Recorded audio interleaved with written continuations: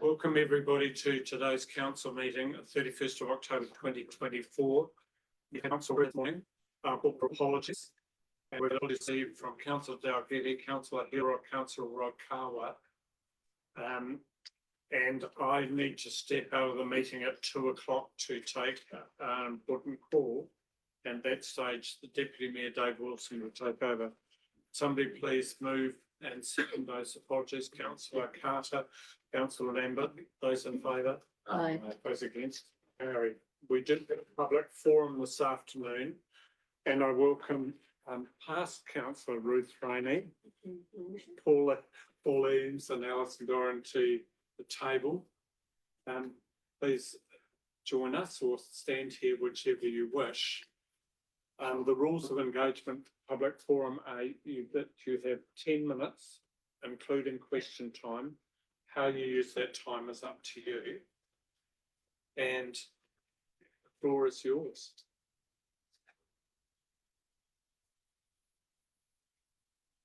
Good afternoon, everyone. Obviously, I don't need to. I don't need to introduce myself because Andy's just done that. But we're here representing Mangaweka Heritage. Back in July, council members instigated a meeting with Mangaweka Heritage, which was held up in Mangaweka, to discuss our intentions regarding the Mangaweka Bridge. This meeting was attended by John Jones, Galen Prince, Graham Poynton and Arno Benedy. Mangaweka Heritage members were notified at that time that the bridge maintenance would be funded through the LTP, and they needed our formal withdrawal from the MOU as it was no longer fit for purpose. Mangaweka Heritage are concerned that their withdrawal from the MOU has been seen by the wider council and community board members of a lack of interest in the future of the bridge. Nothing could be further from the truth. Mangaweka Heritage set out to save the bridge from demolition, which we feel we've achieved. We're still committed to the preservation of the bridge and still firmly of the belief that the bridge needs to remain, both as a link to our area's heritage and as a valuable visitor asset.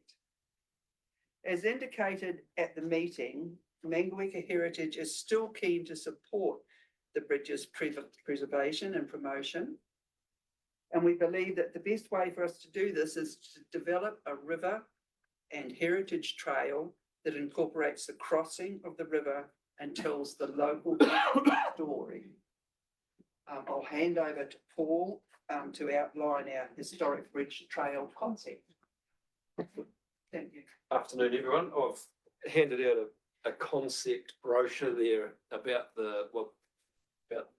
our idea of the bridge trail. It's actually something that's already developed. We've been using it for a couple of years, or parts of it,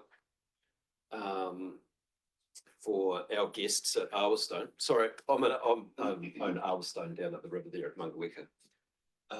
And so we've been using parts of this trail already, and the trail in its entirety is usable, but there's parts that we haven't put up signage or anything on yet. But it's definitely open for further development. There's a few places where we need some stairs and that sort of thing to be put in to make it easier for everyone. And just sort of in thinking about incorporating the heritage, we've done a little bit of research over the last couple of years, and it's just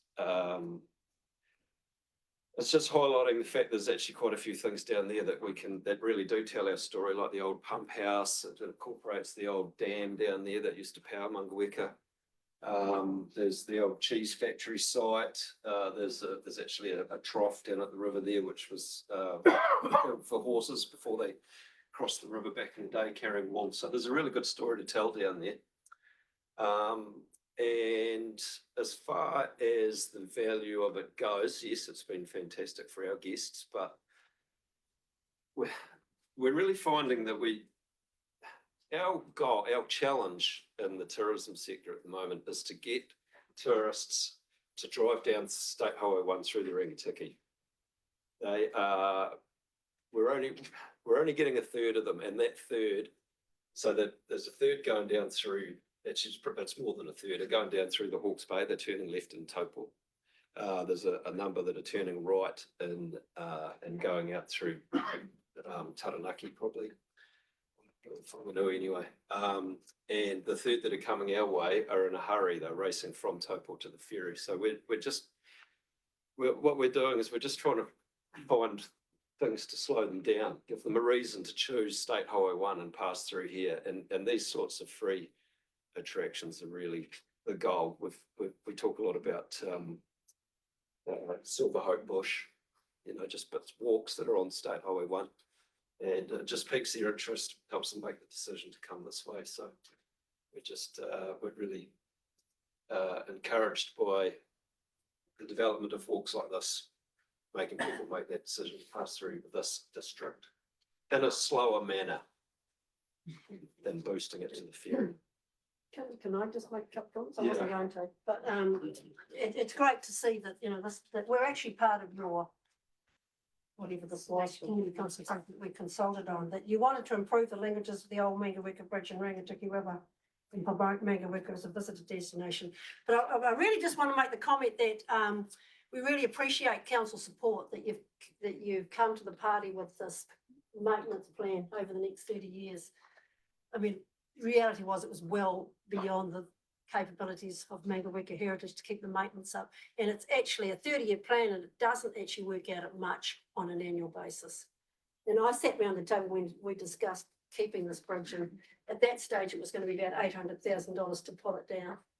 I'm sure it's around that million mark now. There's no logic to that, but by you contributing a small amount on an annual basis, you're saving a significant heritage piece and contributing to the tourism opportunities at Mangaweka and within the Rangatiki. We're happy to answer questions, aren't we?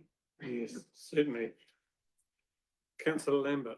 Yes, you said a bit of works need to be done to get the walk completed. How much and how long approximately? How long will it take? Yeah, is it just 3 or 4 steps here and there, or is it a bit of work with a spade? It's just spreading a bit of gravel on the path. There's 3 places that require some steps. It's not a lot of work. It's a little bit of boardwalk. There's a wetland that we want to raise up so that people, so that it's 4 seasons use. At the moment in the winter, you need a pair of gumboots or something. But no, it's not a lot of work. And it's definitely something that. Couple of months sort of. Oh yeah, if we had some money and some workers, that wouldn't take long. The signs are an important part of it, so that's a bit of research. Yeah. Okay. So it's not. Councillor Duncan, myself, Councillor Wilson. Councillor Duncan. So this, well, I've got 2 questions, if I may. We'll try one first. We'll see how we go. So do you think this historic bridge then is going to divert tourists through and bring them down through the Rangatiki, make it more of a destination? Is that what you're proposing? Yeah, I mean, this isn't going to be the reason that they turn, but we just need as many different options of day walks and points of interest are just things that swing their decision making. Yeah. Councillor Wilson, then myself, then. Thank you for sharing your vision. I know the area well. Do you have a specific request of council, or is this just bringing us to information and update on where your plan's at? We don't have a specific request. It was brought to our attention that there was a little bit of confusion about our withdrawal from the MOU. And just to highlight our realisation that the best way that we can, the part that we can play is to develop and market this opportunity with the bridge. Paul, questions from me. So a number of years ago, the maintenance schedule for the next 50 years was put at just shy of $500,000, which is a reasonable sum of money. But some of those items were quite expensive, and I just want to know where you see the priorities of that. There was scour and flood protection, and I think one of the banks that needed to be done reasonably soon.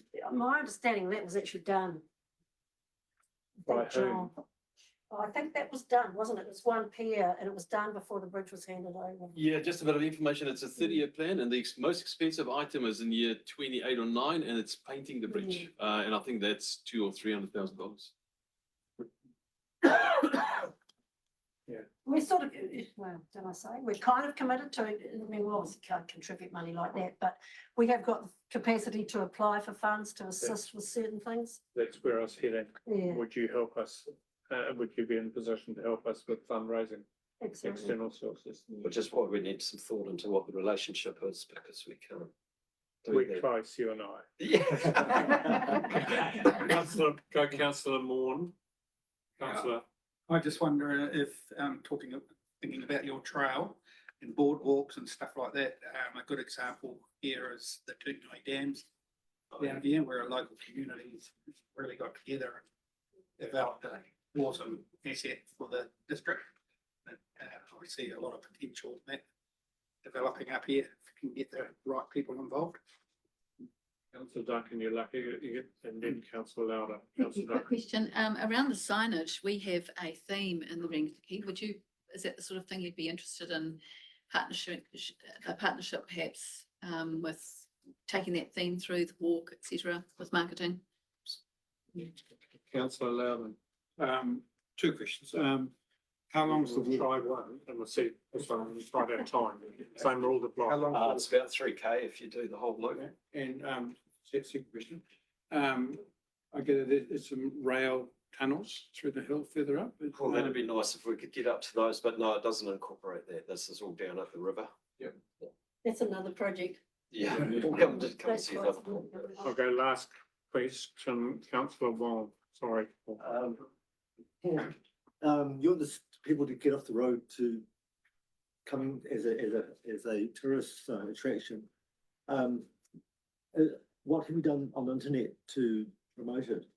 What site have you gone to or? At the moment, we've done a couple of blogs so we've been trying to blog the internet, with the question that someone might ask would be, what is there to do between Taupo and Wellington? Or why should I drive from Taupo and Wellington? And free things to do between Taupo and Wellington. And that seems to be, if we can get on that wagon. Thank you, I need to call it, but yeah, thank you for Thank your you. interest. Thank you for the clarification. Nice to see all three of you back in the council. Thank you. So, Thank you. Much Thank you appreciated. all. We'll leave you to it. See you, Jeffrey. I'll move to item number 3, for the conflict of interest. Any conflicts of interest registered by councillors at the moment? No, thank you very much. Move to item 5. 6, the confirmation of minutes, looking for alterations and corrections. Pages 7, 8, 9, 10, 11, 12, 13, 14, 15, 16, 17. Would somebody like to so move, please? Councillor Duncan moving, Councillor Sharlin seconding. Those in favour? Aye. Those against, carried. Thank you. In terms of confirmation of order of business, it will be a little bit flexible depending on our times, but at 1:30, we have Fiona here, Elkington as auditor, and so we'll take that at that stage and we'll work through where we can get to. Just a question, Certainly. Mr. Mayor, when you were out of the room, we have 4 councillors absent. Yeah. And what's the quorum for a council member? Half of the membership. 7. It's half plus one. So Half seven. plus 1, 7, so there's 7 of you still here. Yeah, we've done that, Ken. Okay, thank you.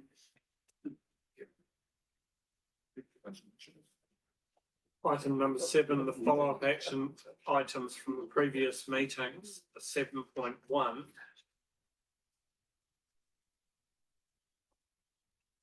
Can I ask councillors, please, any interest in the first 4 items? Councillor Duncan. Yes, number 4. Yeah. The Portorino project, is there an ongoing cost that keeps eking away until we can get that signed off? Probably not an ongoing cost, so the issue over the remaining soil has been resolved, so that's now complete. So the only pieces that are left to be done is to remove signage from the actual site itself, to remove a silk fence and to remove a bit of debris, and for having Horizons to check the bank when it's in midsummer. So those things still have to be done. It's not ongoing, but it is a cost that will be required at some point. 5, 6, 7, 8. Sorry. Yeah, 9. Yes. Regarding the MOU with District Council regarding the rubbish along the riverbed.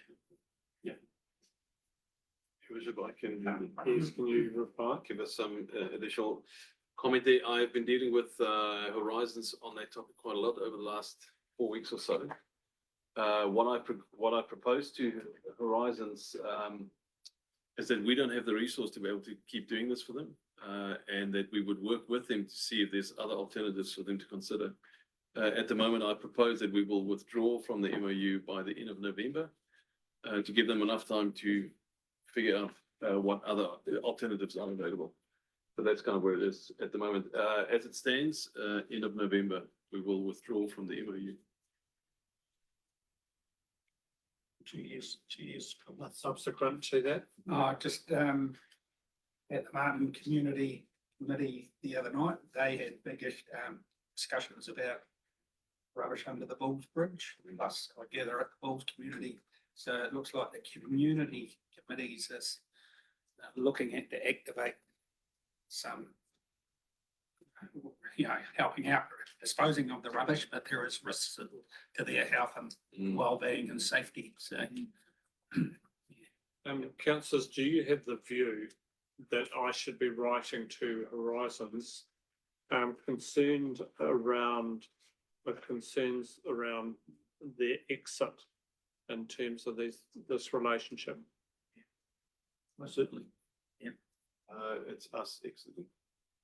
It's us exiting, but essentially they are taking the responsibility on as well, are they? It's their property and it's Yeah. their function. We're doing it for them. Right.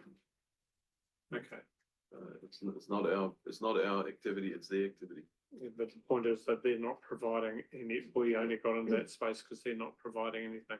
Yeah. And it's their property. Yeah. All right, I'll have some thought about that. Nothing further? Would somebody like to move receipt? Thank you, councillor Carter, thank councillor Shum in favour. As against, carried. Moving to item number 8. The mayor's report. I will certainly take it as read. There are a couple of other things that I wish to highlight. First of all, there is the super local conference from councillor Pikitiora as an appendix to my report. The other day, reported in the press that there will be builders that can do their own consenting, which probably is a concern to me, as to we seem to be losing control of these areas. There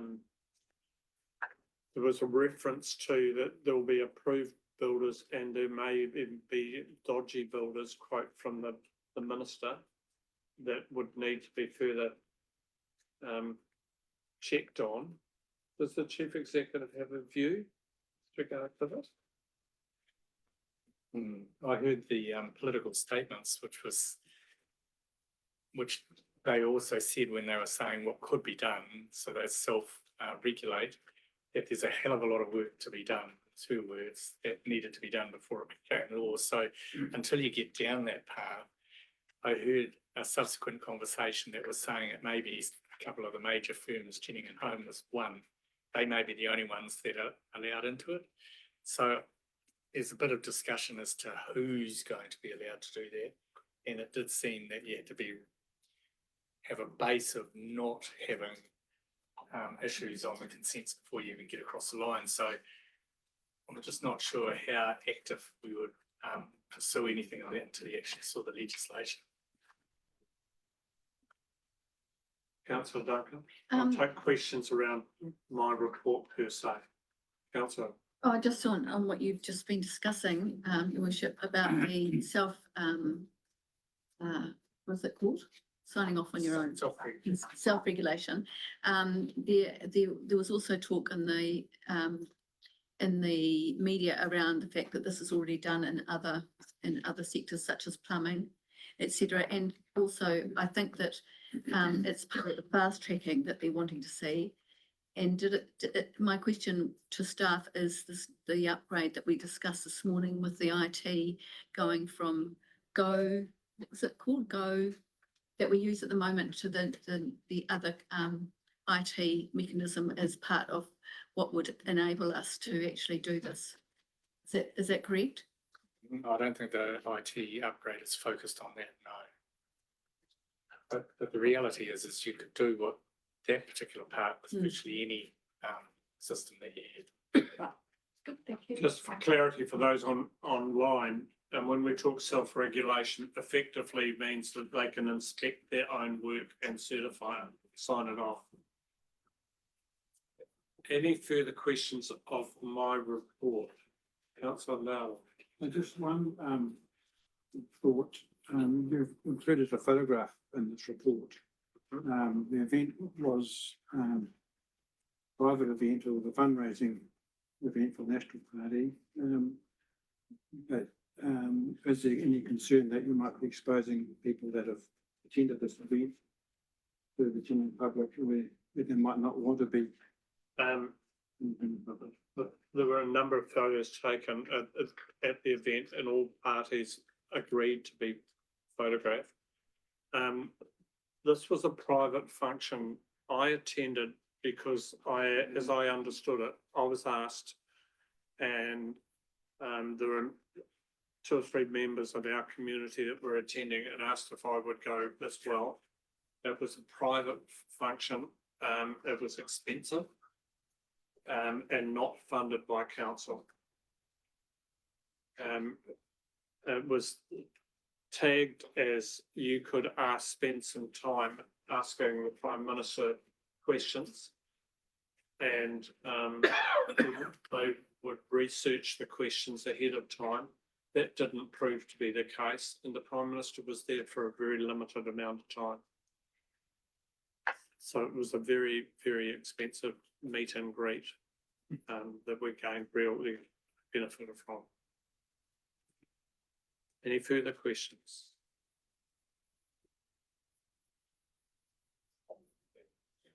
There's a couple of things I want to do. First of council, I'll deal with first of all the mayor's report.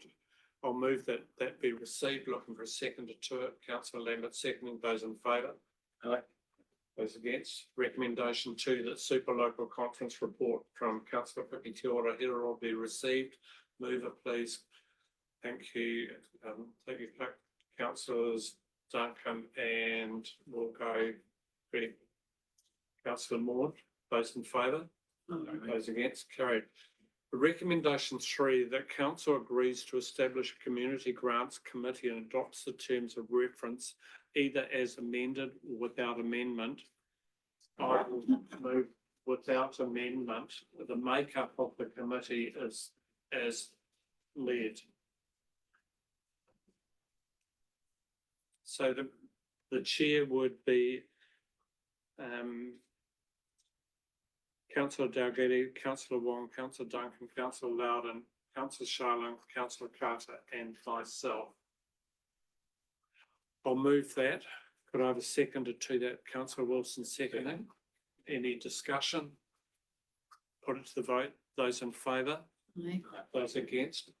Carried. Thank you very much. Moving to item number 9. We've got Fiona online here for the annual The Fiona's report. online now. Thank you. Well, we move to 10.1. This is around the adoption of the 23-24 annual report. Fiona, welcome to council. Are you on mute or can you hear me?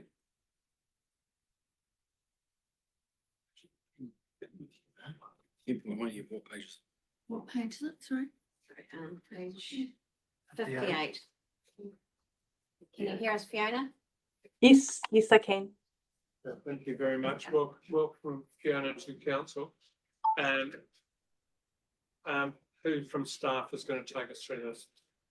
Rules, just before you do that, and in case I'm out of the room later, thank you very much for being part of our council. Thank you for stepping into the breach, not only recently, but also with your help with the long-term plan work that was done.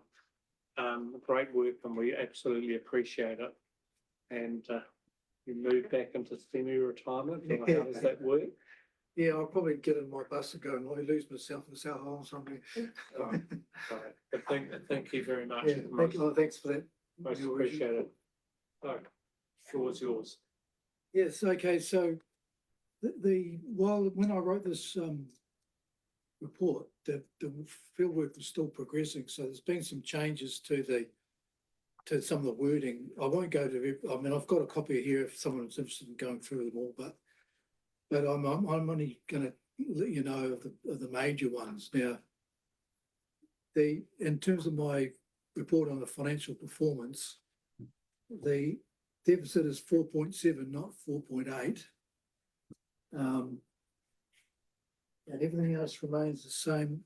So I was going to point out that the note 27 and the annual report also looks at finance performance in terms of variance analysis.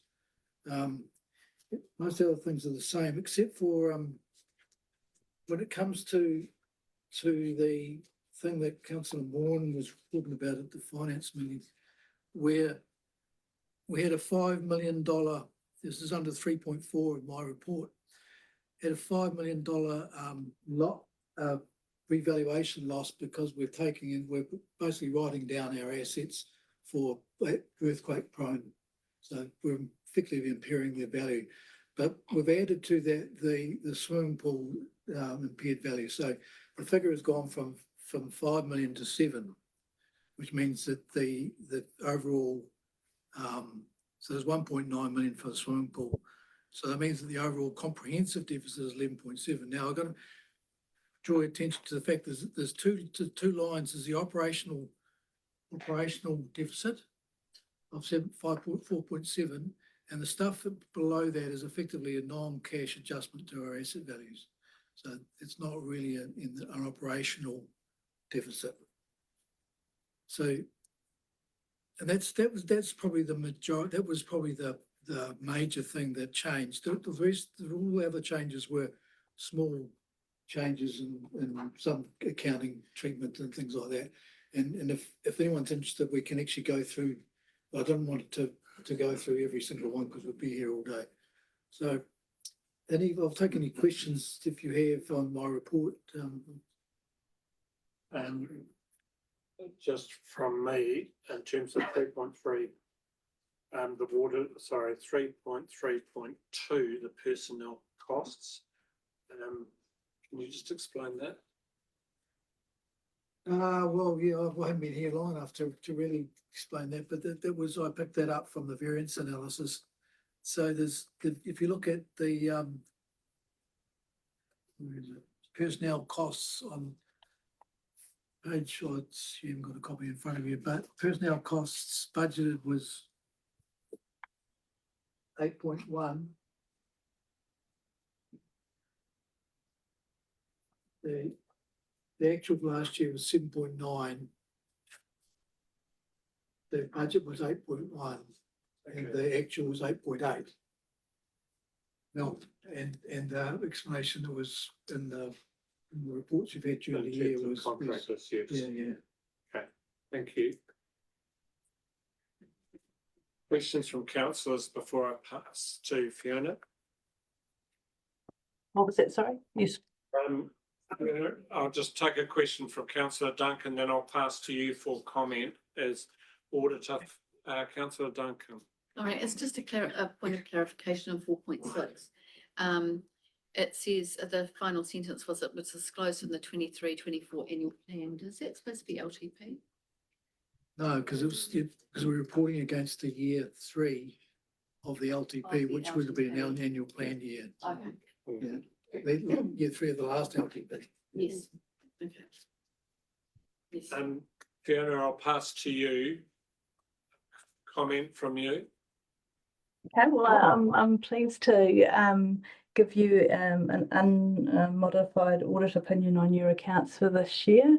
It's the first time, obviously, I've done the council audit. We pretty much had a new team, Ringatiki, even though Doug's very experienced, they had a new team underneath him. There was a few challenges along the way. I think we had a few things happening to both teams in the background. That meant we had to work together very closely to make sure this got through.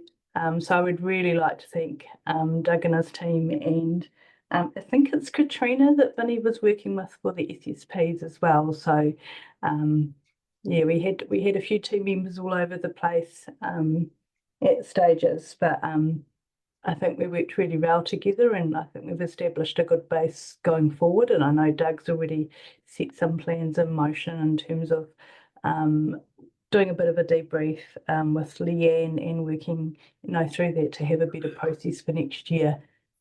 So that's really good. Mr. Law. Yeah, I must say that I really appreciate the effort the auditors put in.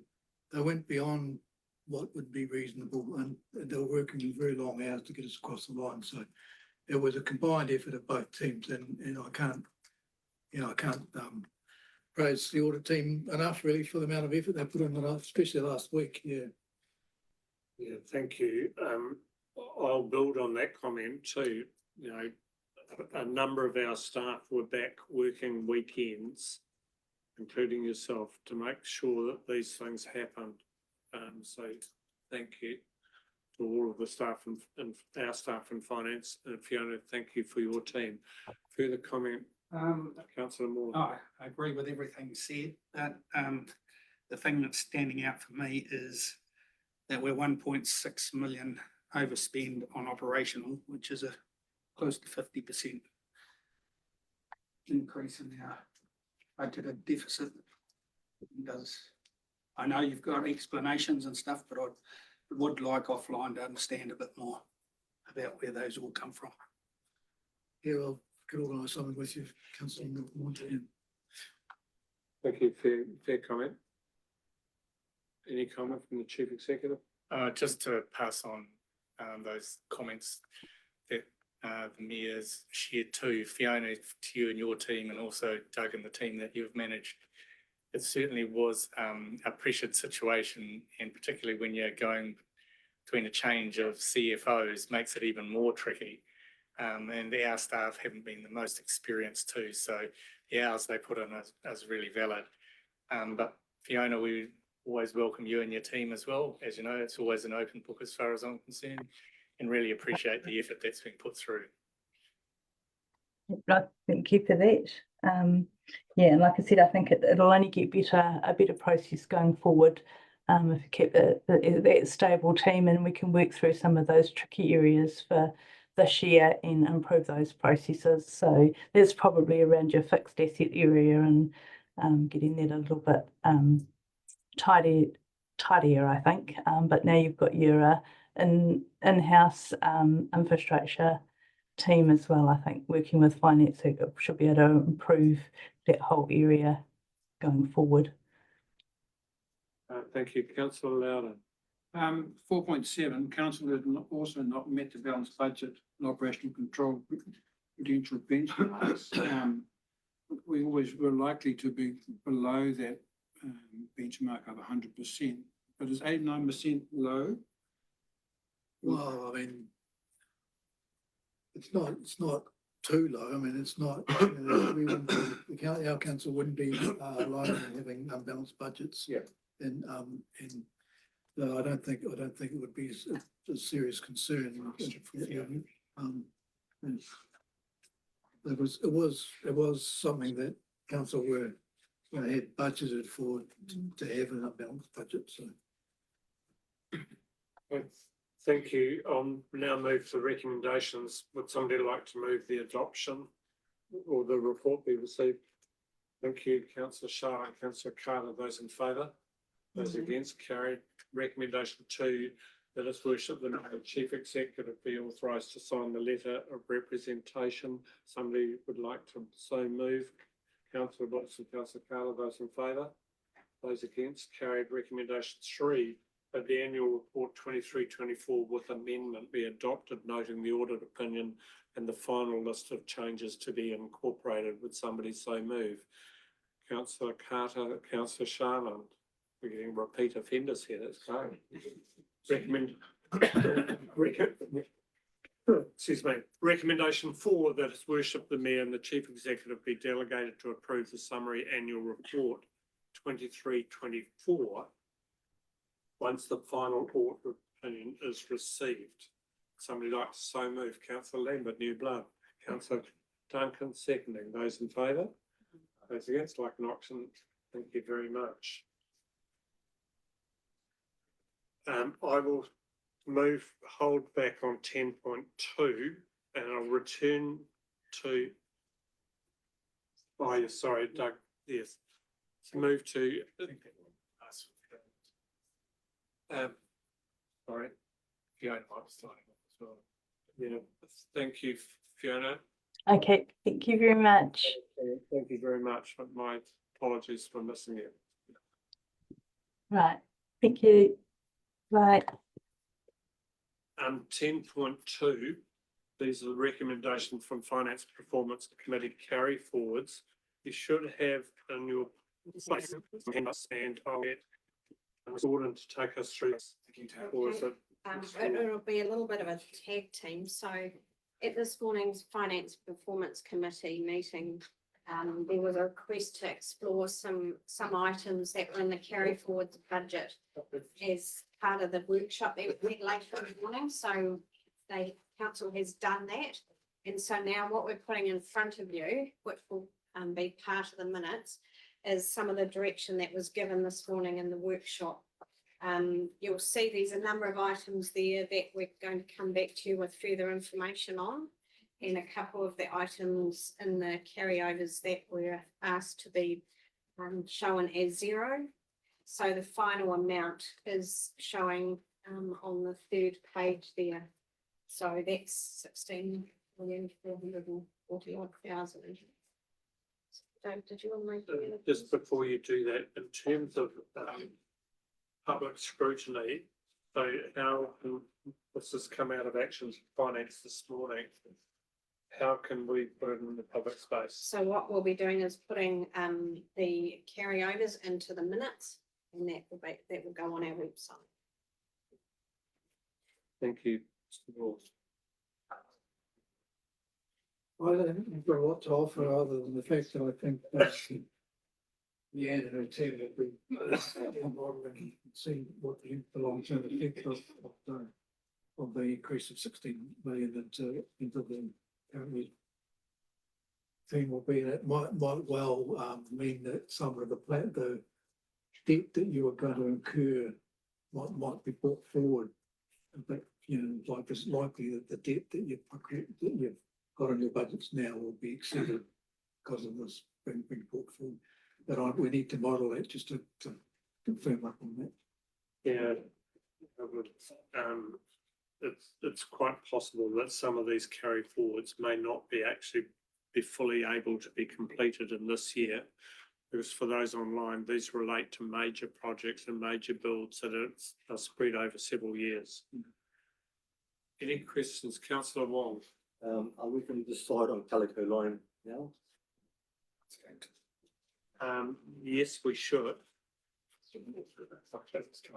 But if you see the note on the side there, we need to decide whether it's, Yeah, so it's a little bit of further information that will come back to council with regard to annual that. plan workshops. Yeah, Councillor Duncan, my apologies, councillors. Councillor Duncan. No, just at the top of that second page, where it says about the weighbridge, I thought that money had already been spent, so it's not, shouldn't be in the carry forwards. You know, we need to carry forward the budget also though, so that there's something to offset the expenditure. That's the issue there. Okay, right, fine, thank you.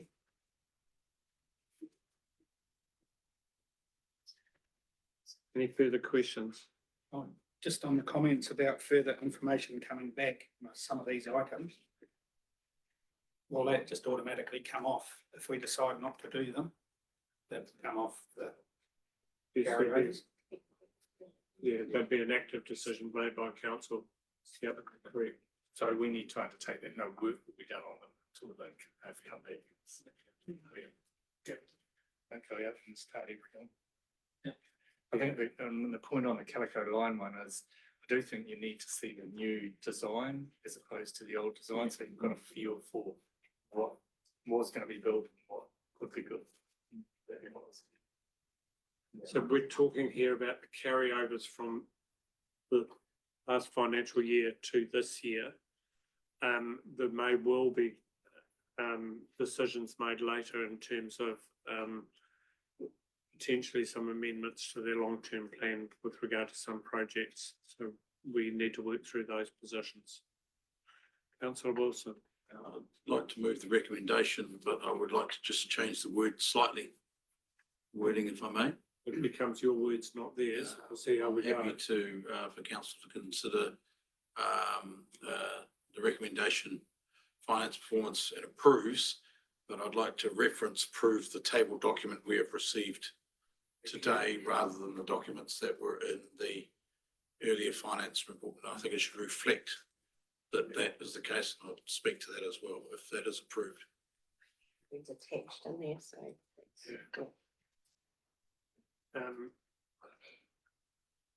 So for the discussion, are you wishing to move that? Wishing to move it correctly. Looking for a seconder to that. Councillor Wong seconding appropriately as chair of finance this morning. Do you wish to speak to your motion? Yes, I do, and I thank to staff for bringing this table document back to us today too. Because what it does, I think, is actually reflects the significant level of discussion that was held this morning in our workshop space. And it also shows the level of commitment that we've had as councillors to going through these capital works programs line by line and to considering our position with them. So that's why just to note, thank you to staff for bringing this up in short notice and allowing us to be in a situation where we can now have this recommendation. Any other speakers? Yes. Thank you. I'll put it back to the vote. Those in favour? Those against? Carried. Thank you. And what I might do is pass the chairmanship to you, Councillor Wilson. You wish to move through to here, so we're just going through. I'll come take a break for just a minute.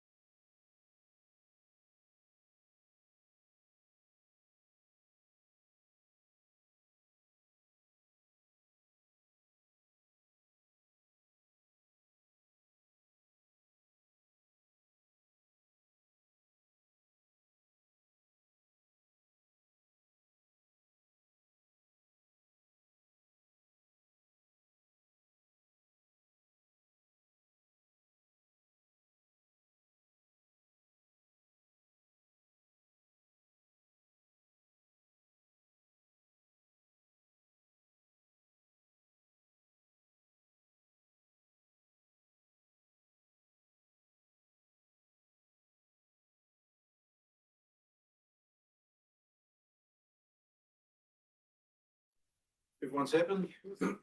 Okay, we'll carry on. Okay, thank you, everybody. What we're going to do is just jump back to item number 9, which is the Chief Executive's report. Thank you for allowing us to jump around in our order today with Fiona from Audit being online. So thank you for that. So jumping back to item number 9, and that is on page, for those of you, on page 44. And this is the Chief Executive's report. So moving through that now, staff will lead us through the Deputy Chief Executive's report. We changed the name. Right, okay. All right, we'll step through each section if that's right, like we normally do, in case there's questions on each part.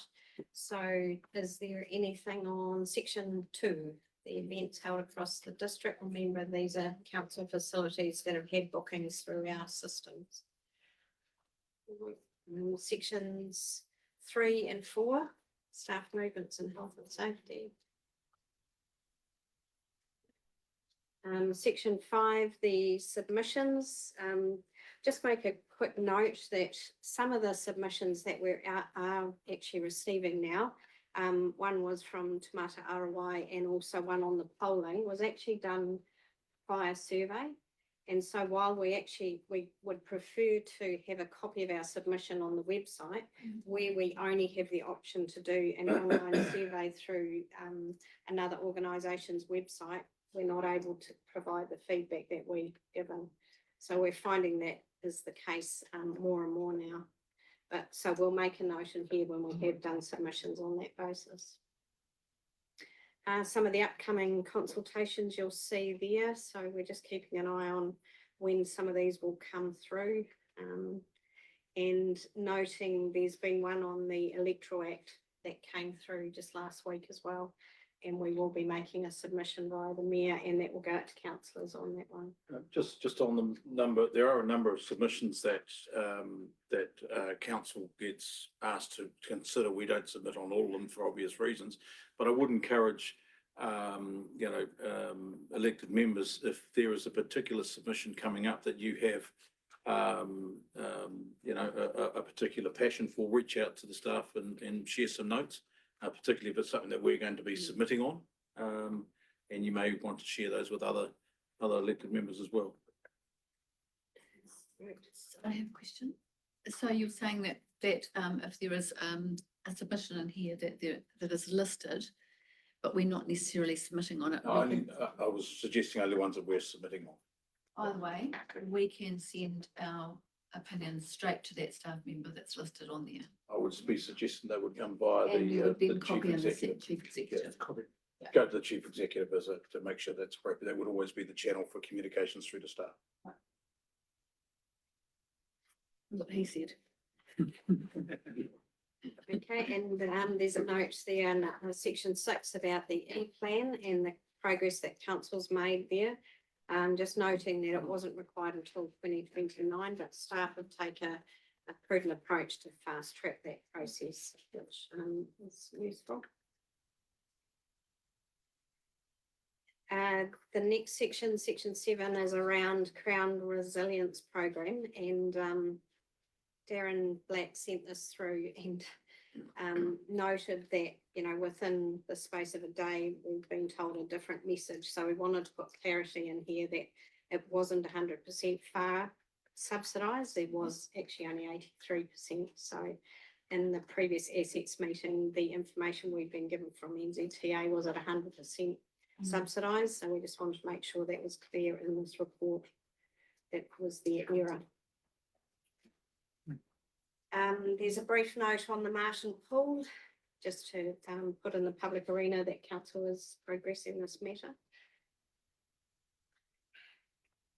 Annual dog control report that comes to you each year, so we'll be seeking a recommendation to adopt that as required. And section 10 is about a non-payment from an owner of an eatery in Bulls that we continue to have issues with. So staff will look at Question, how we what do item, councillor Moore? 10. Yes. Not disputing the non-payments and stuff, but I am a little bit worried that this one particular person's been sort of named and shamed in public, where we deal with a lot of this sort of stuff, public excluded at times with rates remissions and all that sort of stuff. And I just think it's a bit unfair on this person that he's been signalled out in a CE report. Staff had reference to that one? Yeah, I'll take that one on the chin because I did think there was still a non-payment from last time that should come through in a formal sense to the public part of the council. So that was my mistake. So I can only apologise for that. And I'll bring it up. Okay, thank you. A note, 11. yeah, a note around additional office space that we're leasing in the immediate, but for a longer term, depending when we start building here and when we need to decant some staff. So we already have at capacity at this site. So this allows us time to undertake putting staff over there, but also when we start doing building here, that we have somewhere for staff to go. Okay, no questions on that one? Nope. Oh, we'll just, a matter of interest, so will you put a whole, like one group down there, like as opposed to just Hickory Pickery, would be one? At the moment, it is one group, they're mostly in Nano's area. So, yeah, so makes communication a bit easy. Yeah. Okay, item 12. Yes, I think this was raised before around whether there was any cost, and that was answered. So it's good to see that that was clean, Phil. It's been a long, one of those projects keeps on giving that one, so there might be some quite relief from a number of people around that. This was raised by our group manager for regulatory that there does seem to be a pattern of behaviour around undertaking work unconsented. So it was just to make that aware to council's awareness that this is an issue that we are actually dealing with. And so, you know, encouraging people to actually get the required consents does assist. No comments on that from anyone? Concerning, but no comments? Yeah. Exactly, 13.3 sums it up very well. Can we increase the punitive consequences or not? That these ones particularly were from the court. Oh. So, no, not unless we're allowed to. I think that one's just a heads up and being brought to our attention. It's just highlighting one of the spaces that staff are operating in. And I think it's right to bring it to our attention that these matters do exist. Yeah, and the next one is a bit in a similar vein, that we are aware of this issue, and then working through if there's anything our new senior regulatory compliance officer can have a look at to see how this could be mitigated. So that's underway at the moment. Section. Perhaps I should just say, if I may, Councillor? I have been in touch with the main person who brought this to my attention, and they are very appreciative of the fact that things are still going. You know, that our CE has taken it on, and the way it's going through the ranks is all they can expect, and they realise that. Just a comment on that, it does appear from our staff that this has happened in other places, so we're just seeing as to how that has been resolved or not resolved, using other people's experience as well. Right, thank you. Thank you for your attention to that one. It's another one that's been ongoing for some time, so thank you for taking your focus on that. Item 15. Yeah, so this was a request from last month's council meeting for myself and Arno to have a look and see what options, if any, that we could bring to the table. So you'll see that we've given some options there around our solid waste officer, maybe doing some sort of education or looking at ways they could reduce some of the waste. There's been a few comments about perhaps some of the things being disposed of may be of use to other people, and there might be better ways of disposing it. Whether council want to consider any sort of reduction or exemption of waste transfer fees, noting that you did make a decision last year on this one, and then the suggestion to the Martin Christian Welfare whether they want to look at alternative funding options. So there's some options in the recommendations there that you could choose one or two or three of them. Yep, noting there is a recommendation on that one, so unless there's anything want to comment on that, we'll bring it up at the recommendation stage. Everything. Right, so we're straight to the recommendation stage, huh? Excellent. Any thoughts that anyone's had just before we move to some of the recommendations that sit in front of us on this report? Nothing springing to mind? Councillor Duncan. Just on the cost, financial implications, it talks about both the unmentionable eatery person and the Martin Christian Welfare. I mean, if these people aren't paying for their own costs of business, that means ratepayers have to pay for them. And, Ultimately, it's a cost that council picks up somewhere along the line, so therefore it Yeah. becomes a ratepayer cost somewhere It along the line. becomes a ratepayer cost, so I'd just like to bring that to our attention that, you know, Councillor Loudon? somebody's got to pay for it. 16.1, can we discuss this in publicly excluded? I'd seek some guidance on that. Is there any decision that needs to be made No. on that particular one? There's not a recommendation regarding this particular item at 16.1. So it's just been brought to our attention from a operational side of things. There's no decision of council for it, I don't believe. No.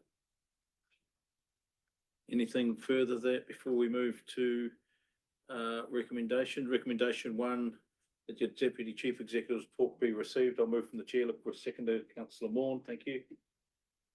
Recommendation 2, looking for a mover. Councillor Carter, thank you. Second, Councillor Loudon. All those in favour? Against?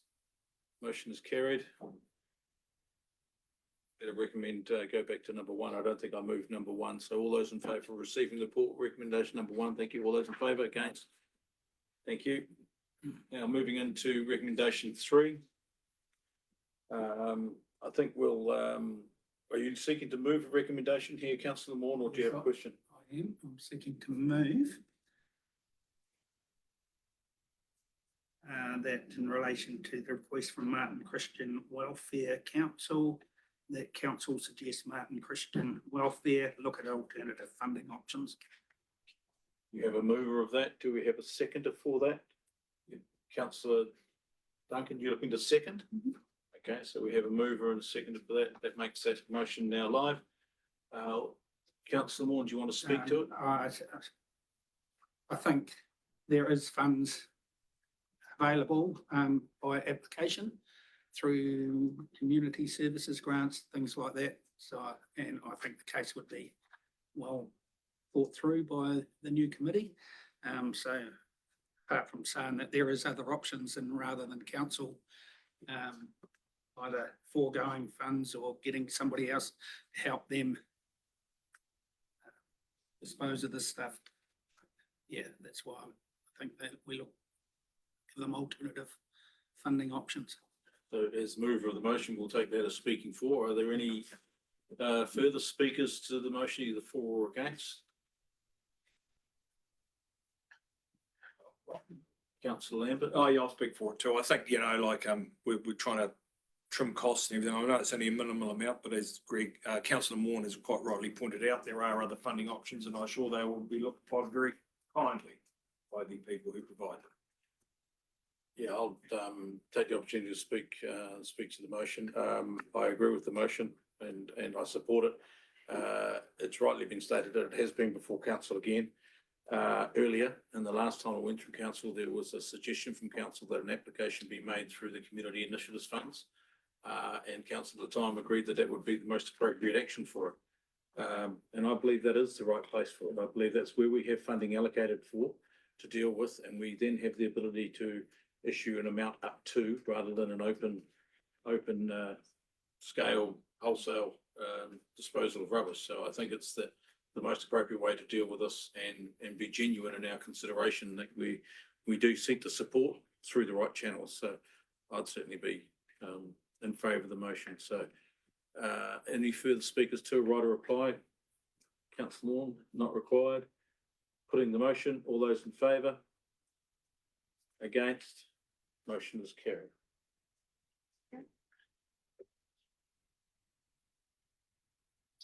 We're going to 10.3, are we? So we 61. 61, 10.3.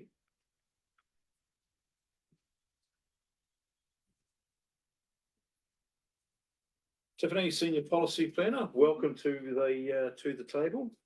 The floor is yours. You'll take us through and give us your insights. I'll work on the assumption that you've read the report, so I'll just kind of breeze through it. This report was following on from the workshop that we had last month. And basically it was just providing you with some more information about the two options that we discussed at the end of the workshop. And effectively what I need from here is to understand which of these two options you want me to basically progress this plan change with. I won't go through the background, but I will kind of touch on some information so that we can have a discussion. So to date, research and technical assessments have been undertaken to help us kind of focus more on some of, or understand which growth areas we should be focusing on. And now we're at a point where, so under the community spatial plan, we had identified all possible growth areas, and now we're at the point where we're trying to refine those growth areas to know which ones to take forward with the second phase of technical assessments that we need to do for the plan change. Second phase assessments, there's some that are underway because we couldn't wait and we needed to move forward with them, but there's a whole tranche that I'm waiting to see whether we press go on them and who we press go on them with. So the purpose of this discussion is to really understand which option you want me to pursue, because that will have an impact on how many assessments we have to do, which areas we do those assessments for, the cost and the timeframe for this plan change. In terms of assessments, when I'm talking technical assessments, roughly these are the ones that I'm looking to get. So 3 waters, that's focusing on how you might connect your wastewater and your water network to these growth areas that we're looking to bring online through the plan change. And also looking at stormwater on a site solution basis. Ecology, which the first phase is underway already, which is your desktop analysis, but ground truthing will take place over the summer months because that's the time that they need to do it.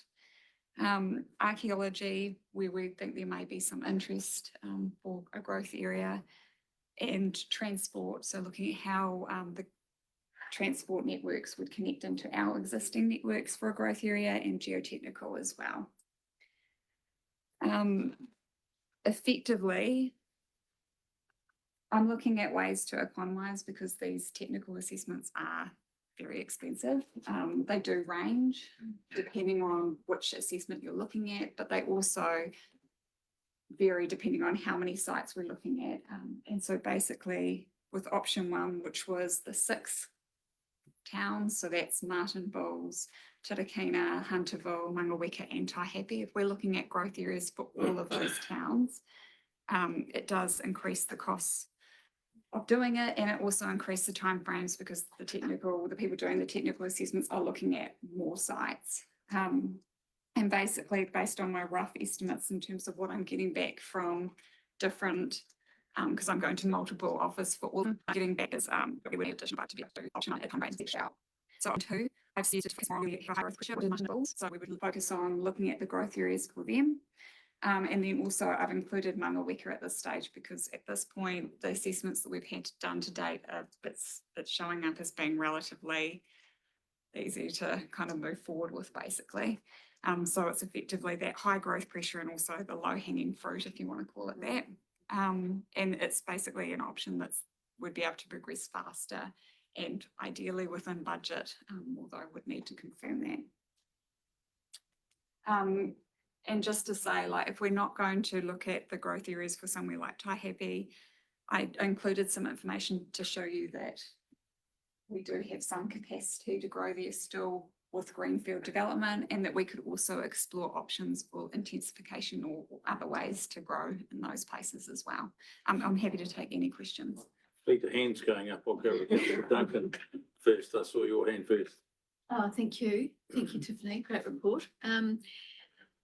So the report that came to us from the Wanganui Spaces and Places, they did quite a bit on the northern area, which was part of what we committed to. It's just, would any of that sort of feed into, as you say, even if you did option 2, there'd still be some potential to do I'm other not familiar growth. with that report, sorry. Yeah, I can, if I may, Mr. Chairman, what that report was about was potential of using our properties up in Taihape and how we can work together with other organisations to generate a bit of interest in housing.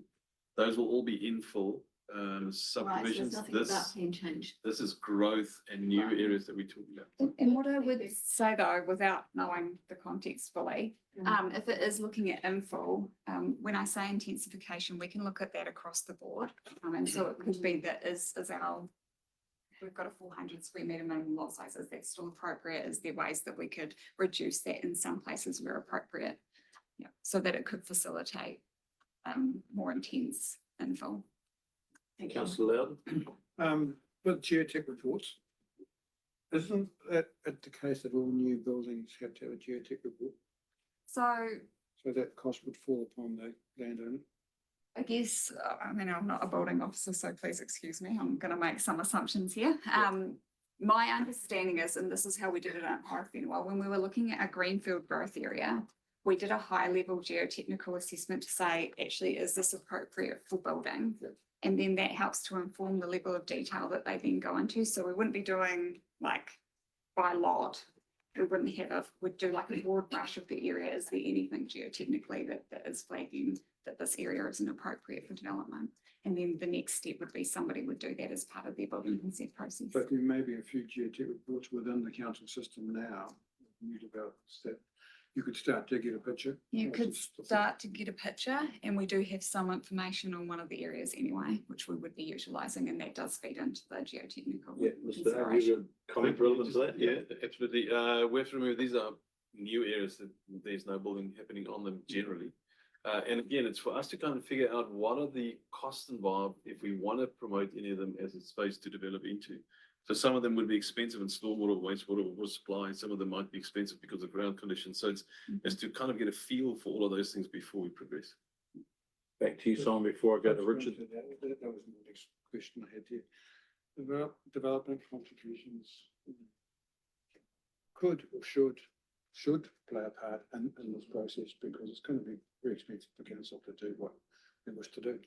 So the discussion I had with Anna this morning was, some of these assessments could be used to inform the development contributions policy if you were looking to Thank you. enact that in the future. Yes. Can you tell us separate discussion? Thank you.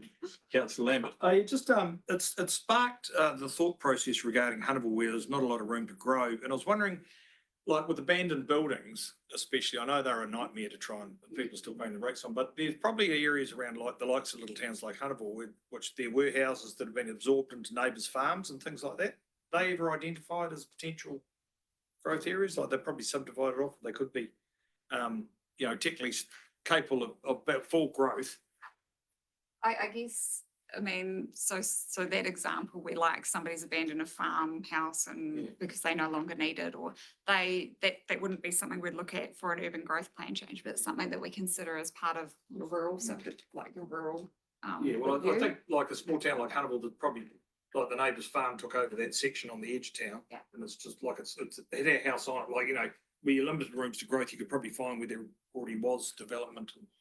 So what I would say is the urban growth plan change where we're looking within the urban area. So are our rules, and we've got a 400 square metre minimum lot size, and Hunterville's generally sitting around the 1,000 to 1,200 square metres. So they already have, in theory, the ability to do infill. So where you had an abandoned house and maybe it's got a big section, they could look to remove that house and subdivide, and that is capacity within the existing urban environment. Yeah. Okay, well, we'll move to some recommendations. Simon, you've got another question before? Last thing, this, population forecasting. Like in the early stages, there was talk that it was going to reach 25,000 and 50, whereas it's really forecasted to be 21,000. How are you forecasting your population within this? So effectively, we're adopting your long-term plan population forecast, which was 0.7 from memory, 0.7, yeah. Yeah, 0.7%, which is lower than what we did adopt in the community spatial plan, but it's the most prudent approach. Chief Executive, you've got a comment? I know this is being a bit of a negative Nelly, and I know it's urban growth, but my question is some of the sections that we see coming in here are inappropriate. We've talked before, or you've talked before around here about, call it de-zoning some of this. Would that still come into this? So that's something for council to consider as we go through the process. So we do have land that is currently zoned rural lifestyle or residential within our district plan that possibly if we were looking to rezone it these days, it wouldn't have passed the tests. And so that's something for council to consider, that if there is some areas that you wanted to explore down zoning, so that land might be rural lifestyle now, but you want to revert it back to rural because that's the most appropriate zone for it, we can have that discussion. What I would say is, unless the landowner's on board, it's a challenging process, and so council would need to be prepared for the work to bring that through the process. So it's whether you want to tie that into this plan change or whether you want a separate plan change that tackles that in its own right. Yeah. Just before we move into some recommendations, I would just like to point out to councillors, and I'm sure that you're all aware, this is just another part of a puzzle of a significant amount of work that's been going on for a number of years. I'm looking over here at Katrina. When we started this process to effectively get to this point, which isn't even at the pointy end yet, because Tiffany's still got a lot more work to do, is part of a significant body of work that council's been doing as a whole with regards to this. So this is just another piece of the puzzle. Councillor Wong.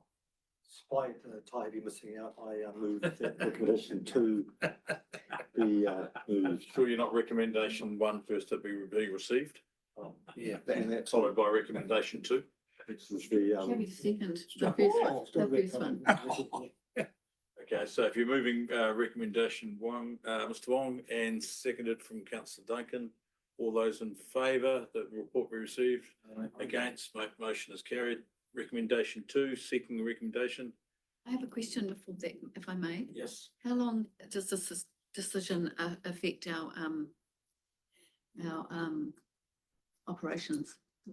Like, we're making this decision to exclude Taihape at the moment. How long does that go on for until we get a chance to relook at it?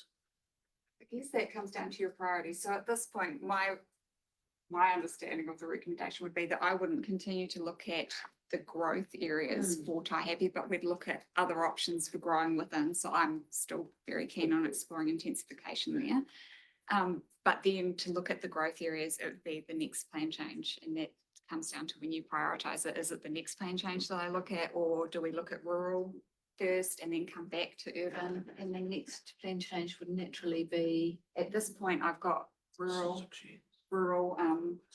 zone on my list as priority, and I'm starting work on that next year. 10 years' time. So the research phase for the rural plan change will begin next year, and we'll start having discussions with you probably once this is at notification point, I would say. thank you. I'll focus The only just- the only other way through you, Mr. Chairman, of chasing that along would be to put more resources in it, because there are other sections of the plan that are dated. And The whole plan just needs a- industrial is another one that needs to be done, commercial is another one. And so what it would mean at this stage is that it wouldn't be on my work program for a couple of years. What this report does say is that Taihape does have capacity for greenfield for the next more than 10 years. So yeah, it's a balancing act. It's what your priorities are. Okay, with that comment, councillor Wong, you're still happy that you're listed as the mover? Recommendation 2, or have you got further?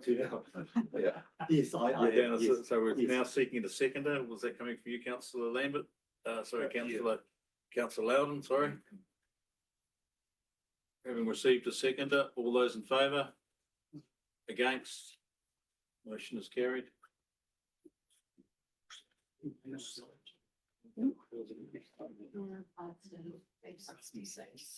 Okay, moving on, page 66, adoption of schedule meetings for 2025.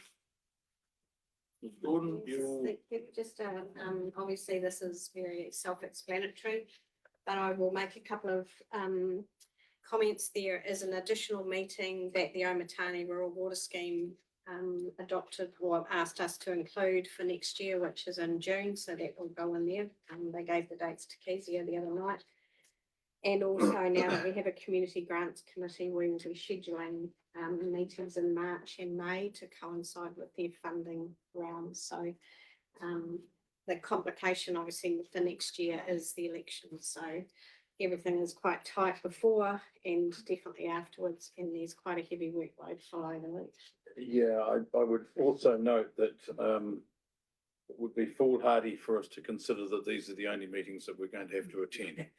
So it's difficult, I know, when we try to forward plan as best we can. There will be short notice workshops come up. There are going to be some matters that we will need to be discussed. Some of them will have significant potential impacts going forward. So I ask for your forgiveness if you suddenly get a late notice, say, hey, we need to have a meeting about this. My suspicion is that it's going to be required, given the amount of work that's in front of us that has to, and decisions that have to be made. So this is a guideline only. Don't take it necessarily as Not even a Don't suspicion. take it to heart. yeah, it's not even a suspicion. Okay, we won't take it quite as gospel then. Councillor Lambert. Yeah, just one sort of perked my notice was like after the election, before the reserve, like Huntwell's got a rural water scheme in the community. Do they still, are they, well, I mean, those just people like, are they still live without council? You won't have technically have a councillor at them, or you can move those dates anyway, I suppose. Well, we can, no, that, Community committees. yeah. Just out of interest. So. I think staff have done the best they can to give us. Yeah, I know. I forward notice as just much sort of as possible. spoke my interest. Is it, can you actually technically have one when you sort of technically won't have councillors? But I think the world does still move on even with council. Yes. So the terms of reference, Keezy was just saying, the terms of reference don't require a councillor to be on there, but you can. So we can change them or they can. I know. I just noticed and I thought where we stood from a legal point of view. Okay, I'll move from the chair, recommendation 1, that the report adopt schedule of meetings 2025 be received. Look for a second to Councillor Duncan. Thank you. All those in favour? Against? Motion is carried. Recommendation 2, also happy to move. Looking for a seconder, Councillor Carter. All those in favour? Aye. Against? Motion is carried. Thank you. Let's move on to item number 11, which is something that is dear to all our hearts at the moment. Local Yes. water done well. Yes. So we can please take a bit of a focus on this one, team, and we're all ears. I will just do a quick introduction if I may. Mr. Chairman, we've engaged Brent Manning to help us out in the local waters done well space. At the moment, we've got Michael Hodder doing a lot of the footwork for us to collect information and put things together. But what we really need in that space is somebody with a lot of expertise and a lot of experience, so that we can take a bit more of a leadership role in these groups of discussions, so that we can have a louder voice and we can have some real expertise in those discussions, and that's where Brent comes in. So we've engaged him to help us out in that, and we've invited him today to give us a quick update, but also as a bit of a meet and greet for Brent with yourselves. So welcome. Thanks for the introduction, Arno. Your Deputy Worship, Mayor and councillors, officers, kia ora koutou. Yeah, I'm Brent, I come from Taranaki, but guess try and affiliate myself with you.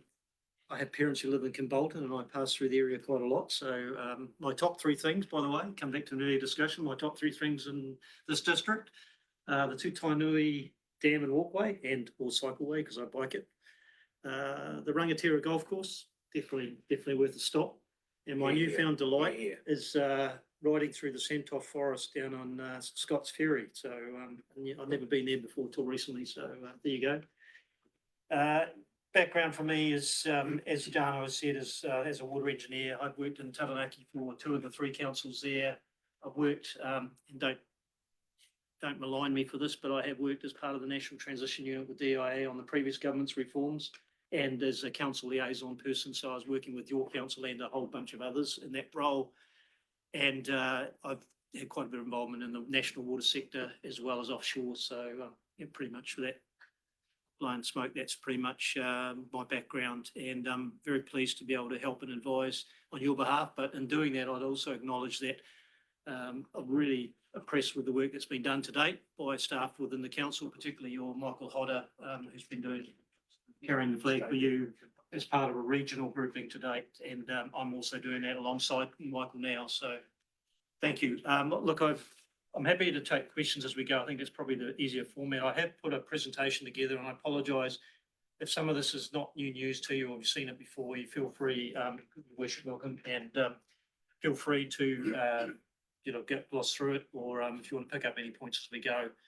I will add that the Mayor obviously has been well connected through the mayoral forum that's been formed, and particularly this is a topic for regular discussion with the mayors of the region, of the 7 district councils in the region. And there is a CEs forum, and of course there's a working group, which I said Michael and I are part of on your behalf. Okay, are there any questions of my, I'd say pedigree, but my involvement? Little too soon, we haven't met you, not properly. But take us through, I'll keep an eye on the room for questions. Just bearing in mind, people, that the answers may be further on in the presentation, so be mindful of that. Take us away, Brent. Sure, we'll go straight to cut to the chase. Shall we go to the next slide, please? So local water done well. I think you're generally aware of all of this, but this is the current now government's response to the needs to reform, particularly a municipal water sector and assets and service delivery that go with that. That's been led through the Department of Internal Affairs, BIA, and there's a lot of information on their website, which is where I've taken this directly from, and I've included the link. By the way, I'll share the slides after the meeting. It will be available to you, and any other information that that you might want. So the long-standing infrastructure challenges to do with water infrastructure, particularly that managed by councils, the main emphasis being on local water done well, being on creating new, what they describe as fit-for-purpose service delivery models, and funding and financing to accompany that, or to ensure the long-term sustainability of that, ensuring therefore that they are financially sustainable. And there's some tests around that at the outset, which we can talk through in a bit more detail. And obviously, well, if it wasn't obvious, it's coming, and that is new oversight. We've already got, someone mentioned earlier, Tamara Arawai, they are the quality regulator in place for drinking water supplies currently, but that will have a new role around wastewater in time to come. And doing some work on that now. We're also looking at, there'll be the likes of, and that is in addition to the current regulatory regime, which is your regional council typically, and managed through resource consent processes. But there will also be a new economic regulation regime, which will probably start with something called information disclosure, which is about having to annually, a bit like your annual report, but more in the water sense, having to report on measures that you will have, statements of service performance, and ultimately someone like the Commerce, in fact, the Commerce Commission has been nominated as the economic regulator, and they will have some measures that they will test the water, whatever water model you set up, which will be, they'll be required to meet. Next slide, please. So the starting point is, or the thing that is required of you and every other council in New Zealand, I think with the exception of Auckland Watercare, I think is currently where we're at, is to create something called a Water Service Delivery Plan, which I've referred to in this presentation as a WSDP. So if you see that acronym, that's what it refers to.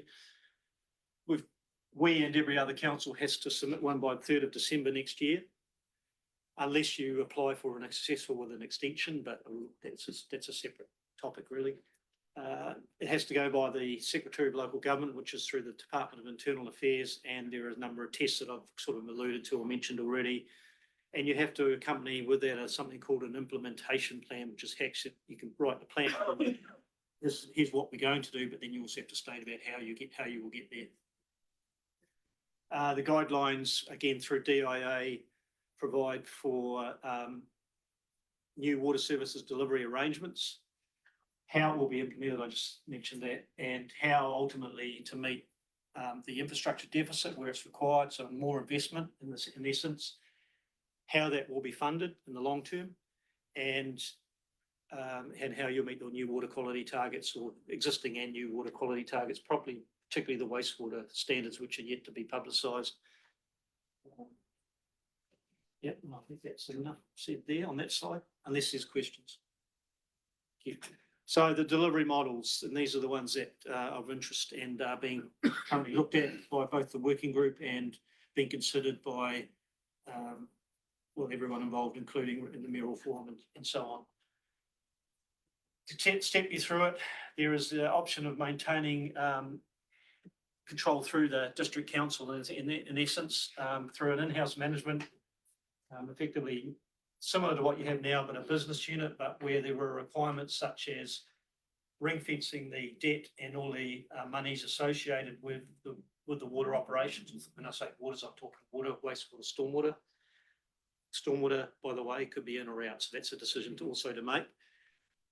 And the revenue, which has to be ring fenced around that as well, and particularly, I guess, ascribed to the water services.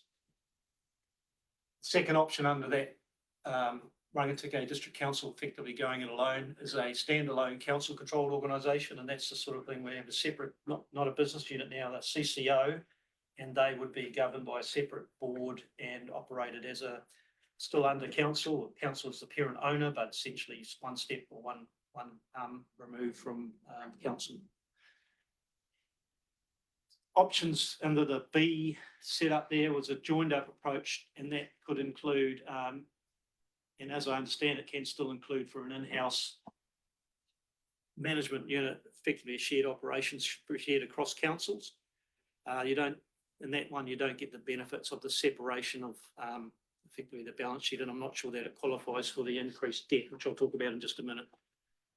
You can also develop a council controlled organisation with any one of a number of councils, so more than one. And that's obviously what's under consideration, if you weren't aware, is under consideration here in the Manawatu Horizons with your neighbouring councils. And or a smaller sub-regional grouping of some of those same councils. Or others as well, but I'll just stick to those for the time being. There are multiple options within options in effect. The third, under C, the third option, and it's a different model in effect, is a consumer trust model. I'm not entirely familiar with this model because I haven't seen where it operates in the water space at least, but it's essentially a consumer-owned trust. The trustees are elected, so there's an election process and they come from general populace rather than being appointed like a board of a standalone CCO. And or you can have a mixed model where you have mixed council and consumer-owned trustees and councils or representatives who appoint and monitor performance of the water board. So I think that's the suite of options. Mayor Andy, if you want to add any comment to that, feel free. No further comment. You put it very well. Thank you. I apology, I wasn't here when you first started. A couple of questions on this one, Brent. Councillor Duncan. Thank you, Brent. My question is around, I wasn't really aware of the adopt a consumer trust model. Does that mean, for instance, if we were to put together either of those two options, we would then have the capacity to borrow through LGFA still, as is proposed? Short answer is not, as I understand it. I'll have to probably check my facts on that. But so to come back to the essence of your question, the advantage of a CCO type standalone model is that the government have already, through the legislative changes they're already making or have put in place, intend to have said that your standalone model, through that you'll be able to borrow up to 500% times your annual revenue. So debt to revenue ratio, effectively 500% or 5 times. There's some additional, we had a session with the local government funding agency representative yesterday as a working group. There are some separate qualifications and covenants around that. I won't go into those details now, but essentially a CCO can borrow more and borrow 5 times more. Your council, of course, at the moment has a debt cap of 175% of annual council revenues. I think I've got that correct. And are you saying that under C, that would apply to that? What? I don't think it does. The 175%, yes. Yeah, I think the debt cap remains. I would check, and thank you. I think probably just make a note to make sure I come back to you on that point, or can I see to make that point, and I will definitely confirm it back to you. Yes, good question. Councillor Lambert. Councillor Dunn pretty much asked my question, but just are many people looking at the consumer trust model? Do you know? No, I don't know for sure, but I haven't heard much discussion about it. So but it's on the table, it's still there, and it's, I just want to make it clear that is still an That is an option. option. Right, thank you. I think we'll carry on. Those are the three options that are effectively in front of us for further discussion going forward. Yep. Yes. Thank you. Next slide in that case. So what's been done to date? Well, I mentioned the legislation. The government are already well in the process of forming legislation. There have been 2 bills to date, and of what they call their water services preliminary arrangements, which is under the auspices of the Local Government Act. They intend, as they've said, under Prime Minister's quarterly action plan, I think, or whatever he's calling it, is there's a Bill 3 to be introduced. I'm sure it's high on his list. And they've said before Christmas. So we're reading that as December, early to mid before Parliament rises for the year, I expect. That's going to include quite a bit of detail, which hasn't yet been made clear. So again, that's another, I guess, uncertainty or a little element of complication as we move forward for each of the consideration and tests for each of the models. As more detail comes to light, you're in a better position to make informed judgment. In September, prior to September, there was work done regionally, which had been committed to through the Mayoral Forum, through that working group I mentioned, and using the services of GHD consultants. There's been a whole lot of modelling done on the Pan region model. That's the 7 councils together, and looking at councils individually. Some of that information's already been shared with you, thanks to Michael, and that's all available. I'll just quickly summarise it here. It did include under the Pan region model, did include for all major capital projects, and looked at both incorporating the Palmerston North wastewater treatment plant with both in and out in terms of capital cost, and concluded that actually in the long run it was a difference, but it didn't make a significant or material amount of difference to bill payers. There are different options, of course, for pricing and recovery, and having part of the mix.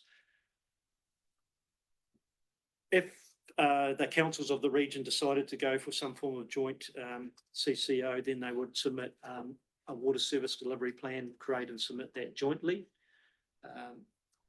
And key to that will be determination of that service delivery model, whether stormwater's in or out for each council, and the shareholding arrangements, which are currently under discussion, or at least a key discussion point through the various forums.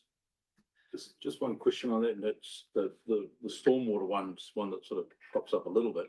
Is there no direction on the stormwater one? That is purely up to councils to decide. Pretty much, yes. So that's doesn't form part of your local water done well, and effectively from a government point of view. Well, it does, but councils have the option of retaining stormwater assets and their service delivery of, if they went for a CCO, for example, transferring those assets as part of the into the CCO, but potentially continuing whatever contracting arrangements they have. So there's effectively all options are on the table in answer to your question. Stormwater does not have to be part of it's got to be catered for in your plans, but it does not have to be part of the CCO, but it can be. Thank you. But you could also contract and negotiate contract for the CCO to effectively do it for you as well. Yeah. So you can retain ownership and ask them to then continue the service delivery in that sense. There is still a distinction between in terms of stormwater, there's still a distinction between what's in and out, and the general rule is if the primary purpose of an asset or a piece of land is ultimately to do with stormwater management, such as, say, a flood detention basin, for example, then it probably should be considered that stormwater asset, and even if you're going to transfer them, it would transfer. If it was a recreational park that occasionally served as a stormwater sort of holding basin or had some other purpose, a swale, then it probably doesn't need to transfer. I think that's still the guidance that's been provided. Councillor Lau? Where does Horizon sit in that stormwater equation?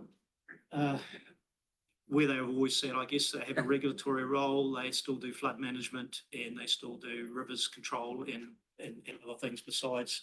Nothing probably changes for them, other than in future they might be consenting and dealing with a different party in terms of the day-to-day stormwater activities, such as discharges from stormwater networks. Supplement? Yes, on a percentage wise, the cost of stormwater for, say, Rangitikei District Council compared with wastewater and drinking water, what's, like, is stormwater 10% of that overall cost, or is it more?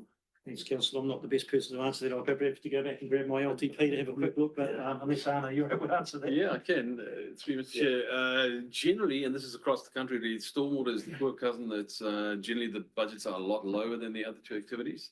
The problem with stormwater though is the unknowns in that.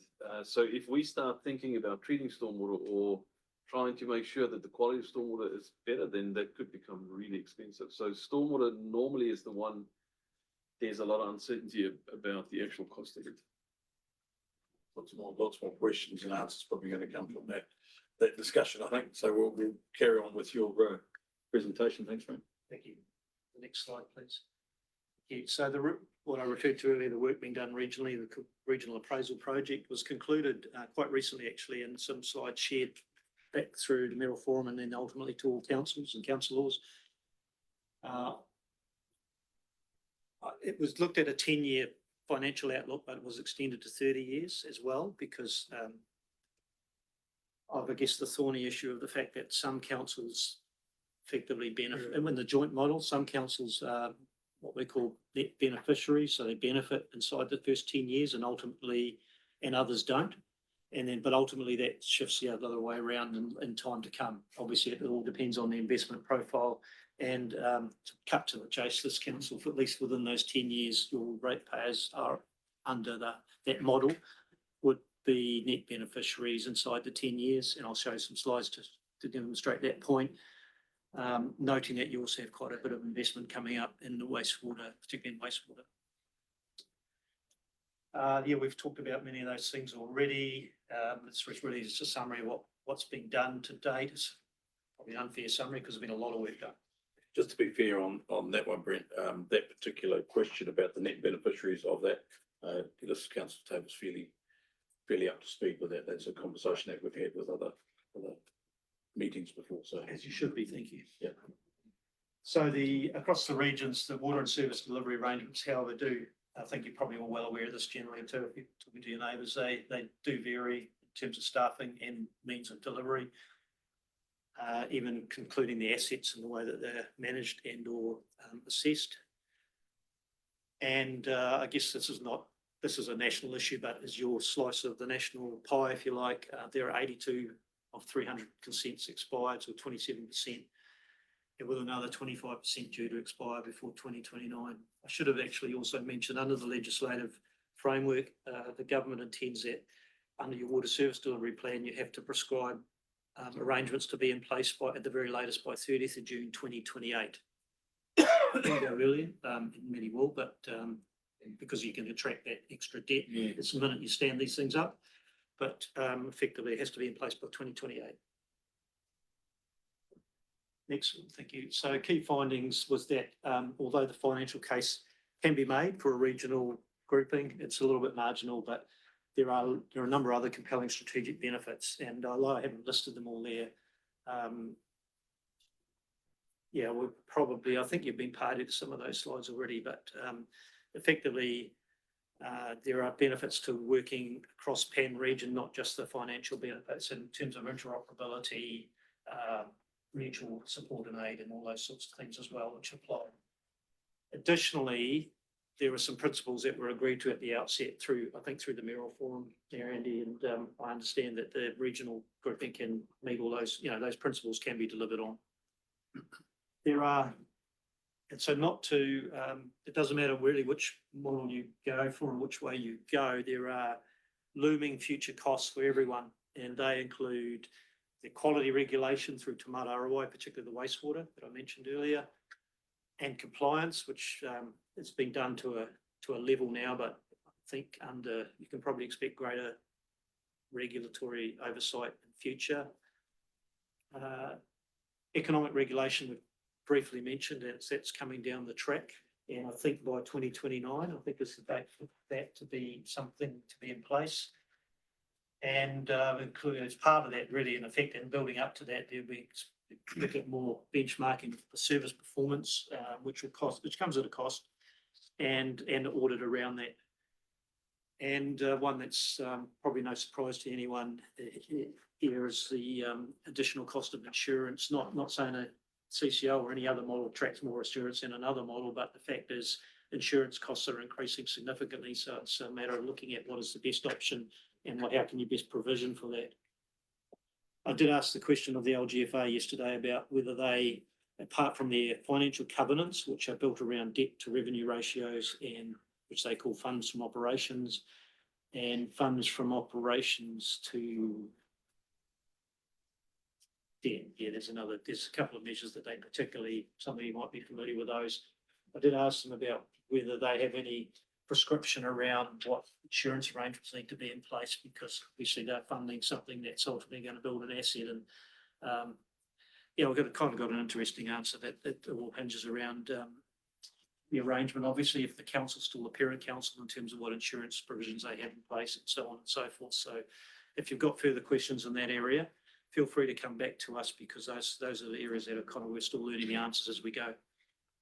Councillor Duncan's question. Can you just remind me, the economic regulation you've got up there, we're actually going to have a new economic regulator, aren't we?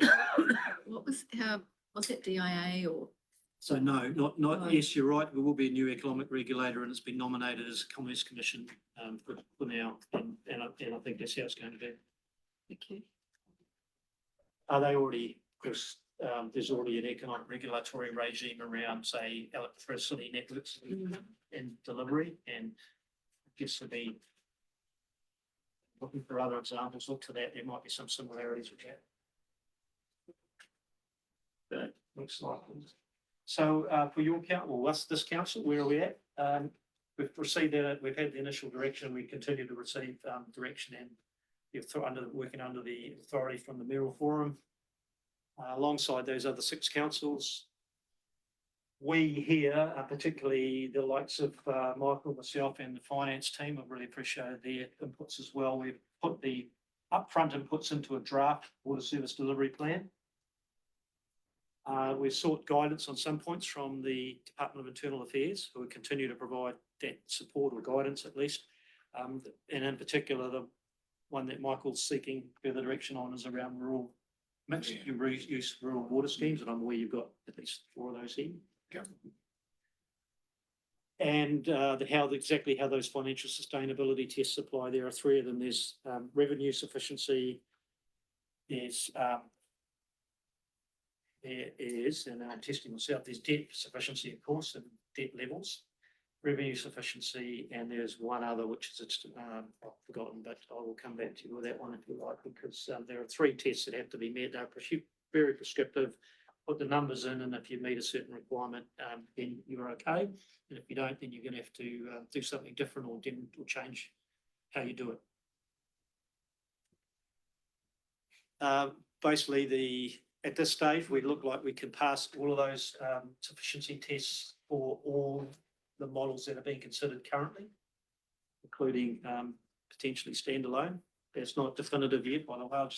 That's the early indication, and that's part of the work we're continuing to do. As this council, we definitely have some areas that we would, I guess, identify for further consideration, and that's working at officer level, and that is around the overheads and rates or overhead allocation and revenue sufficiency. And that's, I guess, a piece of work still to be done in effect. Effectively, that's, if you've heard the term before, that's the stranded overheads argument. So what's the council left with in terms of overheads when if orders are removed from their business operations? So our team is working on that now. Yes. Of course, they're working on it. See, I had a good catch up with them yesterday as well. So thanks, Ken.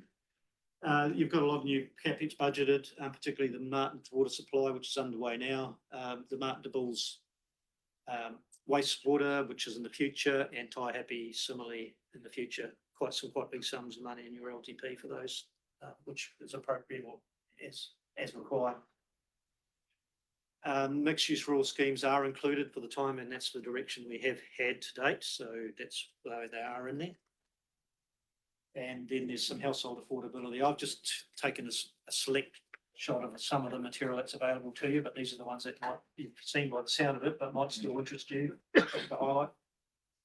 Just take a question here from Chief Executive. Just in terms of those over allocations, if you're looking at an internal business unit or a joint business unit between councils, how would that work? Do you still have to ring fence them? Or would, Yes, the short answer is yes. You have to, certainly have to, because you have to demonstrate that the money you receive, first that you ring fence your expenditure around Three Waters, and then the money that you're receiving is payment, whether it be through targeted rates or whatever forms of fees and charges, is then going back into that business unit. So yes, I think is the answer. Which is why it's important to look at it overall, irrespective of the model. Councillor Lambert, just regarding the rural water schemes, which would be a big part of our thing, is there, like when you say there's work done on it, is it, there's peripheral work or they drilling down into the deep? They've just been the numbers which are all there, which appear probably in your annual report too, I think is all, that's just included for the time being. Yeah, so it's not, nothing's been threshed out around it. but there's no direction either, yet, Councillor Richard, as to whether 25 or 200 users, or there's no criteria as to what categories they fit into, as to whether they come into this yet. I think that's essentially correct. The category that's basis on which they've been included is that there's mixed ownership. So the assets are, they're on council's register of assets, then effectively they're council, so they have to be considered as such. Work to be done. Slide, please. So this just highlights, you can see here, I think you've probably seen the slide in the past, but this highlight where the expenditure peaks are over the next 10 years. So year one is this current year, I think, already. So where work's already been underway, and you're the green bar above the yellow one, which is Palmerston North. And but you can see those bigger expenditure chunks later in years 8 and 10, and I've highlighted what they are, from my understanding anyway. The big yellow line is yet to come in terms of Palmerston North, because I'm right, there's a year out for year 10. In other words, they didn't put it all in the LTP. That's why we stretched it to 30 years. So those big ones, and it applies just as much to the Ruapehu of this world, because a small scale one up to them has a dramatic effect on them. Whereas one that's not so large in Palmerston North is probably not as if has such a dramatic effect because they've got the population base. Councillor Wong. Actually, probably that those two, if Palmerston North and Ruapehu do that, then that's like comparing apples with apples when it comes to comparing it with our. You're quite correct. It's not really fair then, is it? Well, it's fair in terms of, I don't think Palmerston North, they did have theirs in. Ruapehu could not meet the tests of an LTP by having theirs in. Right. So they got pushed to, I forget what it is now, about year 12 or that, to meet the compliance. So could I ask Brent what their guidelines were? I mean, did you allow that sort of to carry on? Well, I've been engaged in the last few weeks, so some of this, this is both taking figures out of LTPs, which are already formal adopted documents, and so whatever they did to meet their requirements of their LTP. That's why it was pulled in for the 30 years, and they were in that one because they weren't having to comply with legislation. So I think all of the true figures are now in there, because we made that point that it needed to be apples, or as closer to apples. I think if you took this graph here as a 10-year graph and you overlaid it against our LTP and our rates predictions and everything going forward, you would find that graph line strikes me as being remarkably similar. So those are the LTP figures that are incorporated there. The work that individuals such as myself and Michael and others are doing for each council right now is reviewing those and re-inputting those where we know them, such as the example that's been suggested, showing them for what we believe to be more likely, and including beyond the 10 years, as the Chief Executive's noted. Thanks. DIA ultimately received these, and they've offered to, they've actually been helpful, they've offered to, I'm going to say that the wrong way, but they have offered to help us group the amended figures together and feed that back in terms of what it looks like as a collective. So in terms of what it means to bill payers, which is no doubt reported to you all as well, there's the 10-year view, and that is at the top chart is as at year 10.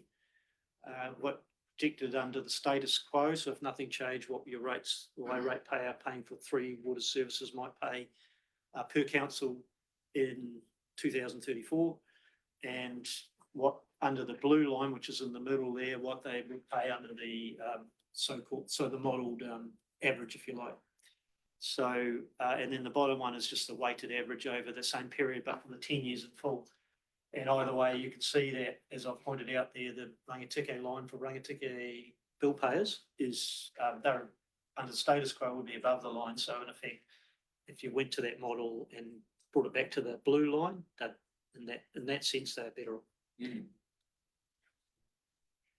These are all numbers that have just been used and put together today. This, you know, I wouldn't go quoting these as final figures just yet, but it's indicative and it shows the relative scale, and you can see the difference. The idea behind that is see which councils are potentially net contributors when you get below the line in those first 10 years, and which ones are beneficiaries.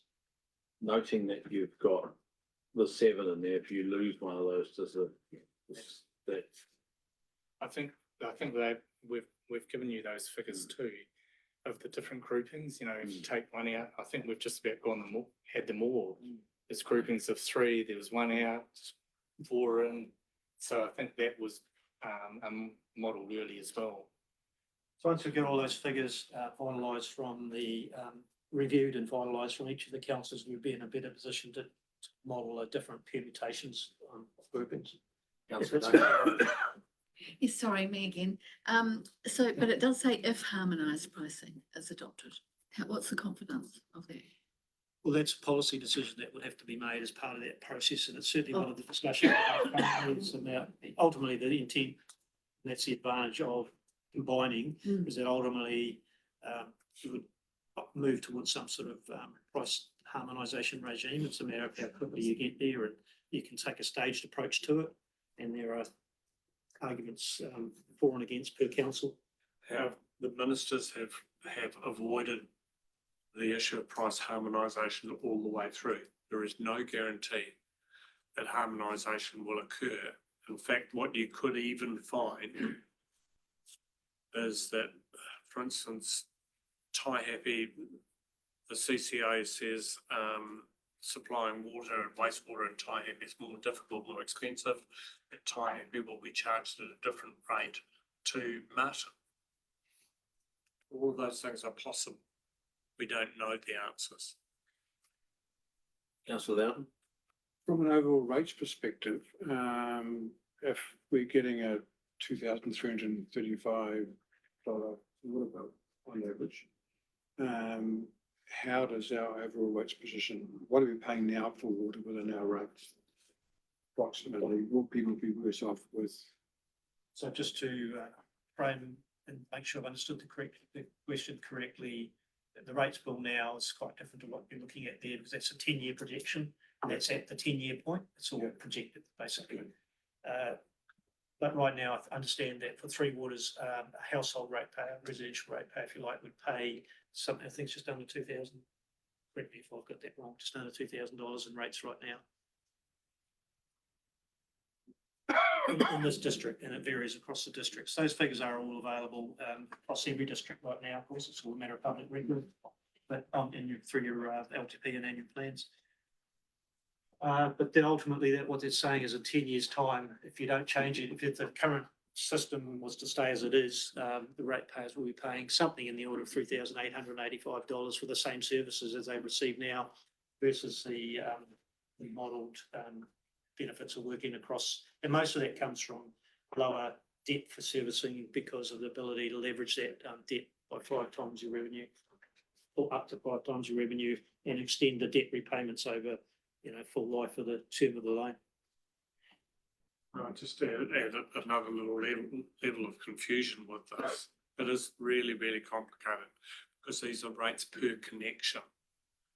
So currently also there are rates paid for Three Waters that are not connected.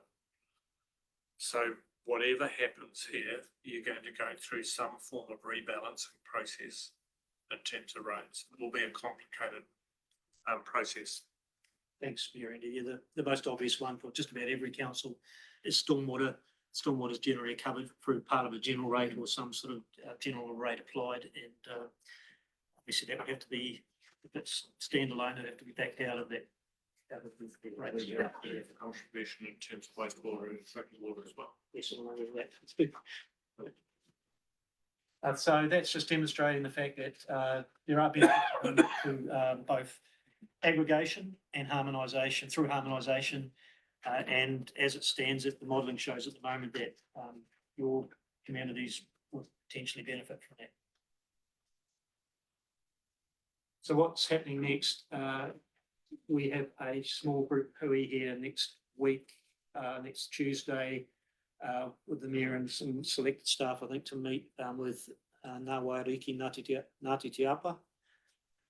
The 11th of November is a briefing for the mayors and elected members in Palmerston North. And the 12th of November, the day following, is a regional hui with the mayors, chief executives and iwi in Palmerston North again. And then really, as far as your council, this council is concerned, we'll have what I think is now going to be a workshop on the 2nd of December. It's a Monday.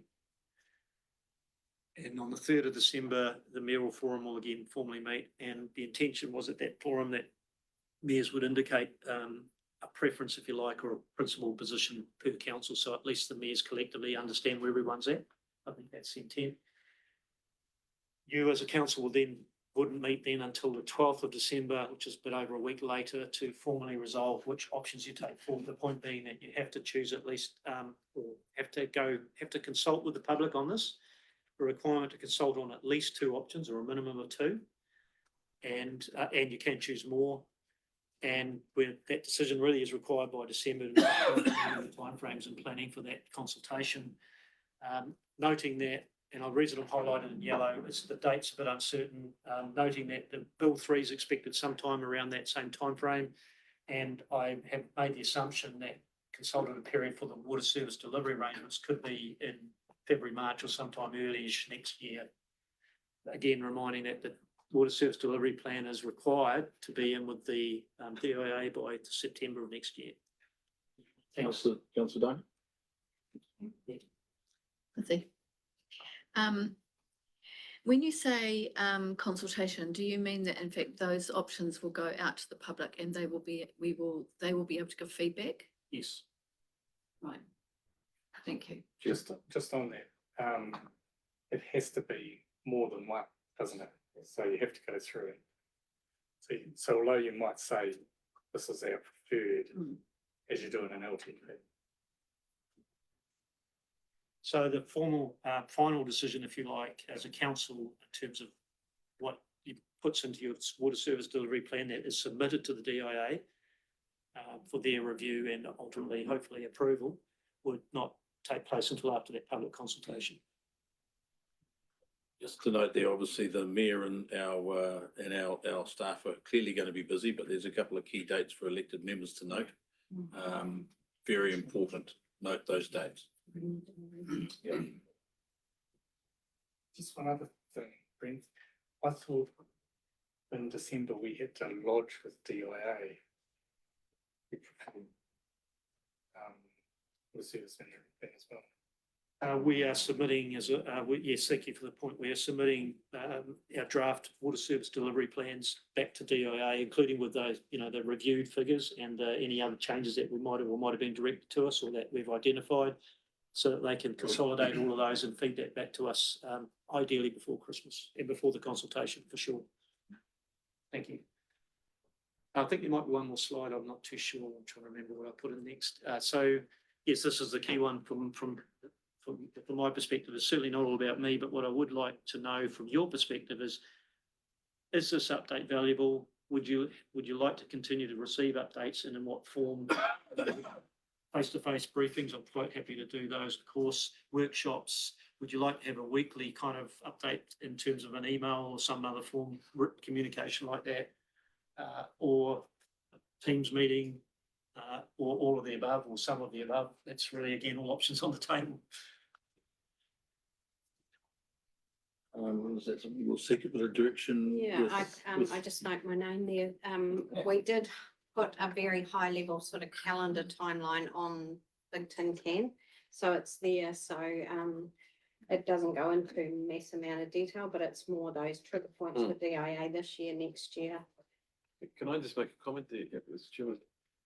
Really what we need is, we need to understand a bit better where the holes are for councillors. What is the information that you feel will be valuable to you to help you to make that decision by December?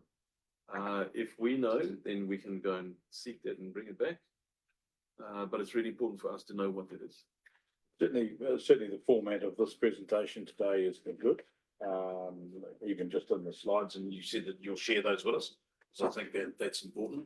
But I note that we've just released some comms out on a broader scale that has gone forward too. And I think that is a fairly important first step, that information goes out. And it was a clear, what I thought was a fairly clear first read. It wasn't overly taxing in terminology, but it was just a touch point to say, hey, this is what's in front of us. And I think it connects well with these sorts of presentations. But I'd certainly want to have this shared back to us by a slide. Sure, yeah, we'll have to. Yeah, I'm glad that there was some consistency, because I borrowed from some of that work that's been done by Sophia and team. And also, you know, we fed into that and provided some of that information. So we definitely want to make sure everyone's informed and connected and joined up. Councillor Duncan? Yes, I would, I'd be really keen, for the, I'm not quite sure how to pronounce that, but the MUWIs, or the mixed use schemes, very much involved in that. And I believe that we have scheduled a meeting with His Worship the Mayor. You might have comment on this with the Erewhon. They're just working through the timetable for that now. Yeah, I mean, is that the sort of meeting that would be valuable to have Brent at? Yes, could be. Especially if, for instance, it was more than just those two. In fact, if we made it a rural water scheme meeting with all three of the main ones anyway. I don't know, it's just that just popped into my head. So that would cover the in-person workshops. I know there was I'd be really a keen on that. committee meeting, I think, with the committee of the Amatani scheme earlier this week. So that's already taken place. I think you will attend. Sure. Perhaps if we could get just some regular weekly updates by email, I think is a good touch point. So that we can be kept abreast of moving matters, because we've got some quite busy timeframes with regards to our schedules coming forward. So in-person workshops and things might be difficult, but we might be able to tie them in with some of these other things that we've already got planned. But I think if we've a regular update by email to councillors is a good refresher and reminder to keep our eyes and focus on it, because it's a moving feast, and we do need to be focused on this. And the more we focus on it, the more we'll get a greater understanding of it, because the questions will be coming from certainly from people outside of these walls as to which way we go forward and what we're thinking, and try to get an understanding of it. Let's be honest, we're only just starting to come to grips with it ourselves, many of us, and the more we have these meetings and workshops, the more questions we come up with ourselves, and I fail to see how we're supposed to deliver the answers when we don't know them ourselves. So, I think that would be a good starting point, Brett, if we could start with that. Sure, happy to oblige and be clear, you know, our intent is to inform you as much as we possibly can. So given the decisions you are yet to make. And so if you're being asked by your communities as well, you can do the same. Okay, well, I've we're included in the last slide, noting that those few things are still being worked on. I've included my contact details, but essentially in working for you, if you've got any questions, feel free to contact me directly, and I'll be sure to feed those back through the team here, but I'm happy to try and answer your questions as we go, because it's important everyone stays informed. Just a couple of points seeking guidance on. So technically we have some rural water schemes that are not mixed, but I think those people that are in the ones that aren't mixed would be useful in the same meeting. And I think the fear is that they're looking for more information than what we've got at the moment, but it's better to keep them up to date. And so having both of those, whether they're mixed or not mixed, should be in there. And just Brent, for your knowledge, is the iwi Ngāwariki Ngāti Apa is down this end, which is what we're meeting for next week. But there is Rupu Ahi Ka, which is a meeting of all our iwi, which includes some parts of Ngāwariki that we have a regular meeting with. So we've tried to keep them up to date. So in terms of consultation, both of those we're talking to separately. Thanks for those clarifications, for my benefit. In terms of the rural water schemes, first of all, one of the issues is regardless as to whether they're mixed use, they're council owned. And so they qualify under that barrier.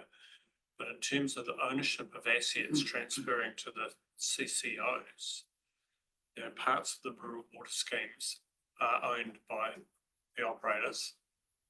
So it's a network and source of supply that could be argued as council owned and therefore part of transitions. And the problem also becomes under even pipe work and things that is owned by the rural water schemes. They're not on legally defined parcels of land. All of this sounds very familiar to me. I worked at South Taranaki for a number of years and we had exactly the same situation with a number of the water schemes of which we were responsible there as well. So I understand the I guess the challenges and nuances moving forward. All right, unless anyone's got any real burning questions, we'll move towards a break. Thank you for that presentation, Brent. We appreciate the openness of which you've delivered that to us. And thank you, that gives us some clarity.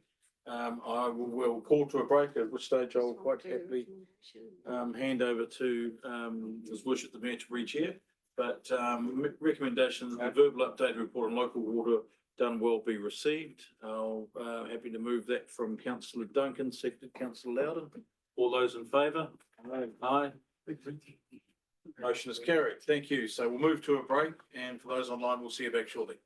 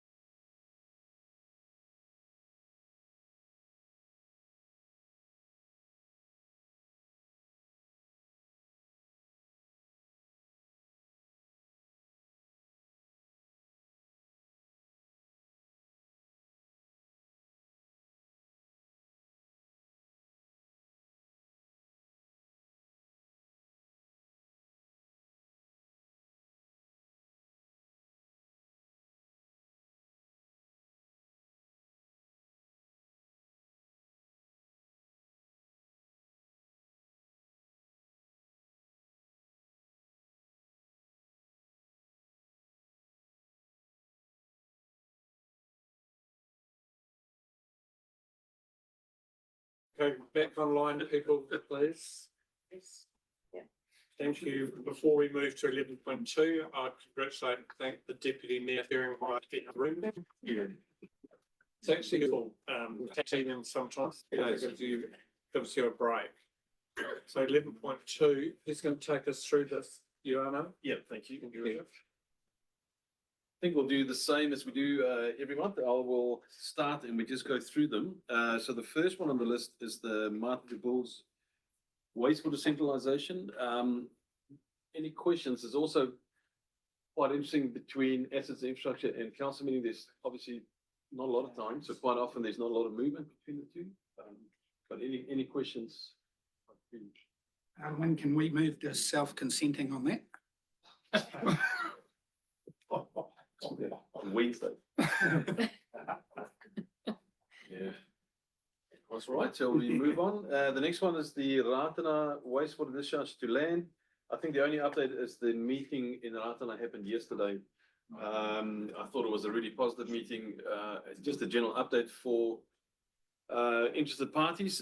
We had the planners there and we had the project engineer looking after construction there, so I thought it was really good catch up. The only thing from me is that it highlighted that as part of these reports, we need to keep a current handle where we can on what the expected costs are. So that, for instance, the Ratana one was said to be 7 million. And then staff made a comment around an inflationary figure against that, etc. So wherever possible, we need to be able to update and document. It's no good going back and relying on figures that were 2022 or 2023 in long-term plans. I think I just have to back that up. I think it's a really good comment. As we go along, we have to remember that if anything changes, we need to speak up early rather than too far down the track, and then it's a big surprise. So I really take that on board. The Tai Happy wastewater treatment plant membrane upgrade, that's been completed now, completely done. So that's really good. And the water quality, there's a huge improvement. So that's really good. We move on to the water projects, the Martin water strategy.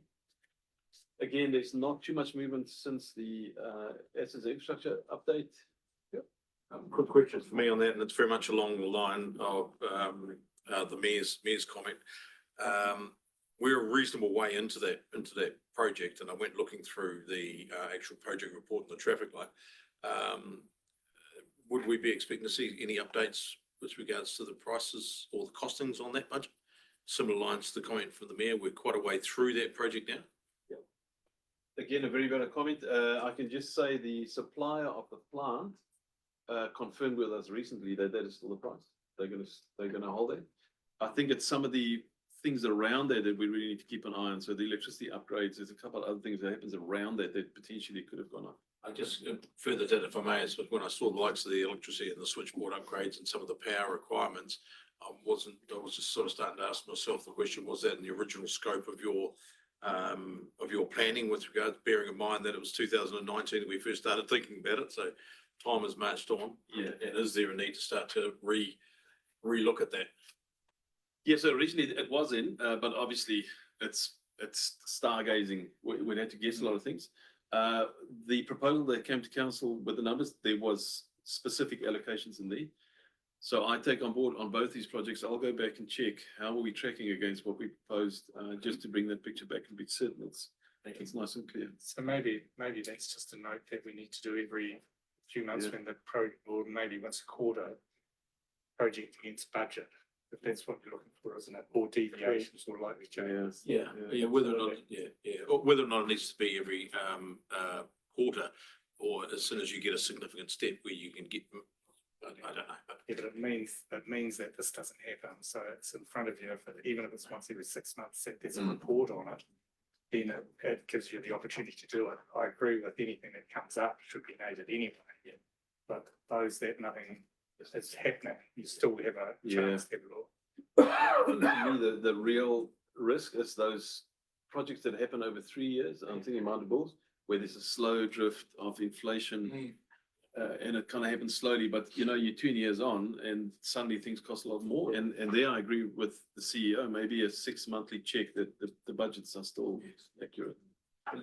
One more if I may, Yeah. but I believe it's relevant. I think if we're tracking it and noting it and it's being recorded and it's in our minutes as being brought to our attention as these things are going along, I think it's just a better practice all around. I think we've made the points. 7. 7, Martin Office. Yeah, so that, again, I think the main focus there at the moment would be preparing for procurement. That's really where the main focus is. There's some other things that happen around there, for instance, of getting a quote to demolish the house and a couple of other things, but really the main focus is to get out to the market. And understanding potential options around Absolutely. delivery. So that's highlighted in that 7.4. Can I just ask, what is a CPEMC and an EOC in 7.2? And what is an EOI? In the emergency management centers. Right, okay, Yes. Expression of interest within online. Sorry, I believe. that's fine. Yes. Yeah, but good point. We shouldn't assume. Right, the Thai Happy Grandstand, the cost estimates, I think we received those recently and we'll come back in a report in November. So in the last week or so. Thai Happy Town Hall and Library redevelopment. Yeah, so investigation just continue really. So we were told that we'd get a pricing back for Christmas. Yes, Is that still current? that is still coming.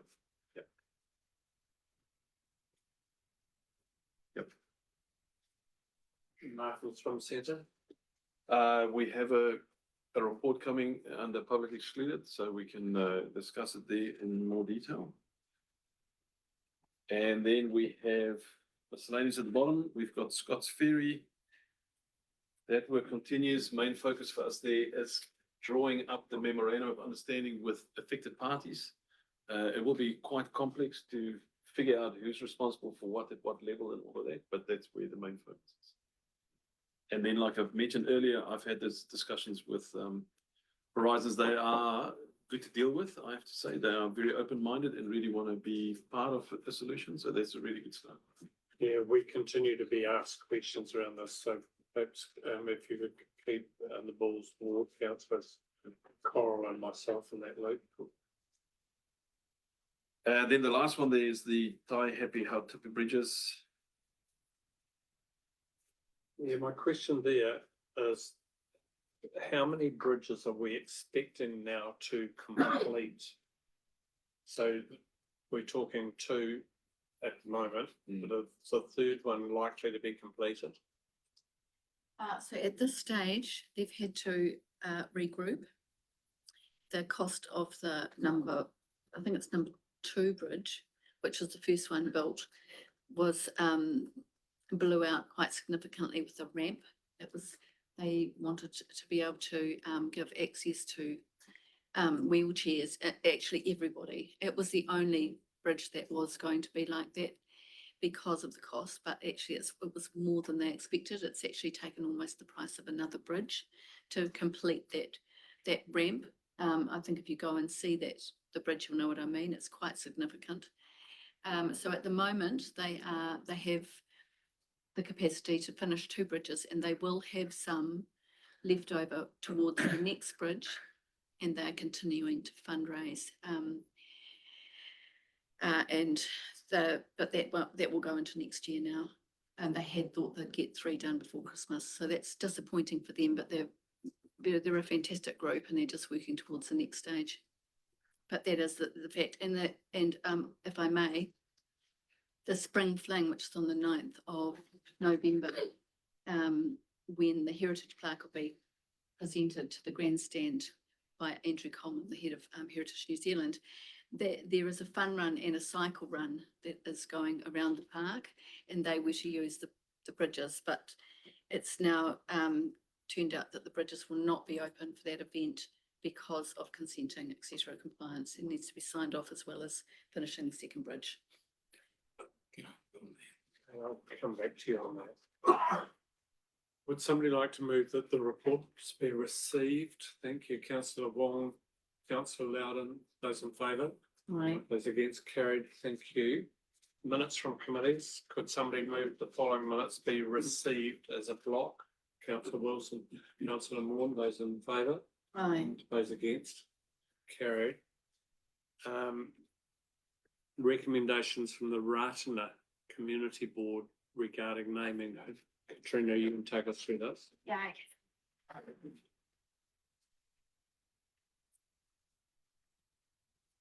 Thank you, Your Worship. So this has been a topic that the Ratana Community Board has been working through for quite some time.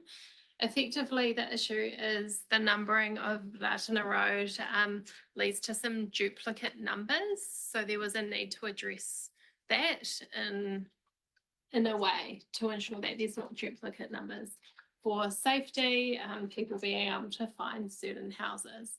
So upon considering a range of options in terms of how that issue could be addressed, the Ratana Community Board has recommended to Council that the rural section of Ratana Road is renamed, and they have suggested a name there as well. And I've also provided Council with some guidance on appropriate consultation that they believe is suitable for undertaking the renaming, which is with directly affected landowners. So the report sets out that context for you and provides a recommendation as well for you to consider. I think I know where you're going, councillor Wilson. Well, I'm happy to move. I just want to seek a little bit of clarity that there's no direct cost to council for this, is there? Apart from staff time, perhaps? Through you, Your Worship. So the only cost to Council is via staff time to do the consultation and then putting up a new sign. I think it'd be very unwise of us to go against the wishes of the community. Oh, happy to move it. Seeking clarification. Just can I understand what Papa Kura actually means? I couldn't give you that information today. It was discussed at the meeting and I believe it was the old name. I can go back and confirm. It was a church committee suggestion. Somebody can Google the translation if you like. I think that is a move to record. You're happy to move Accepts, yep. that we do accept? Looking for a second to that, councillor Carter seconding. That's the question. We can do two questions from you if you like. That's fine. How many landowners are affected by this? Ooh. There are a number. From memory, it's around, it's somewhere between probably 20 to 50. Yeah, not all of those landowners will have addresses, but there are certainly a number of landowners with addresses that will be affected.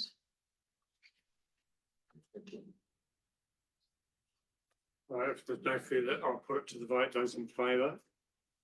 Those against, carried. Thank you. Moving to 13.2, Falls Community Committee.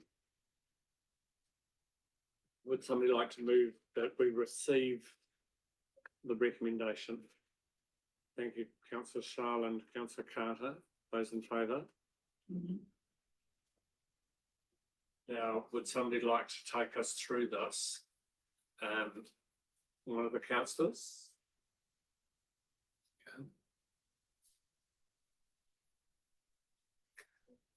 Councillor Wilson.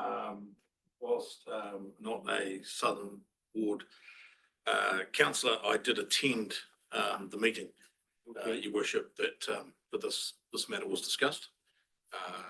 And I believe one of the staff members was also, or a number of staff were also there from council. So I don't know that I can speak to it directly to the fact that that's where the recommendations have come from, that this be the best forum to discuss these matters further. I would actually move recommendation 2 the council does not direct staff to investigate a demolition. I'm happy to speak to my reasoning behind that. Well, if there is a seconder to that, you've got the option, you second it, councillor Charlotte. Do you wish to speak to your? I do. There was quite a bit of debate at the meeting around this matter. It was not universally acceptable by the committee at the time. One of the biggest reasons noting was that there is a significant off-leash area already in Bulls down at the Bulls Domain. It's away from a lot of houses.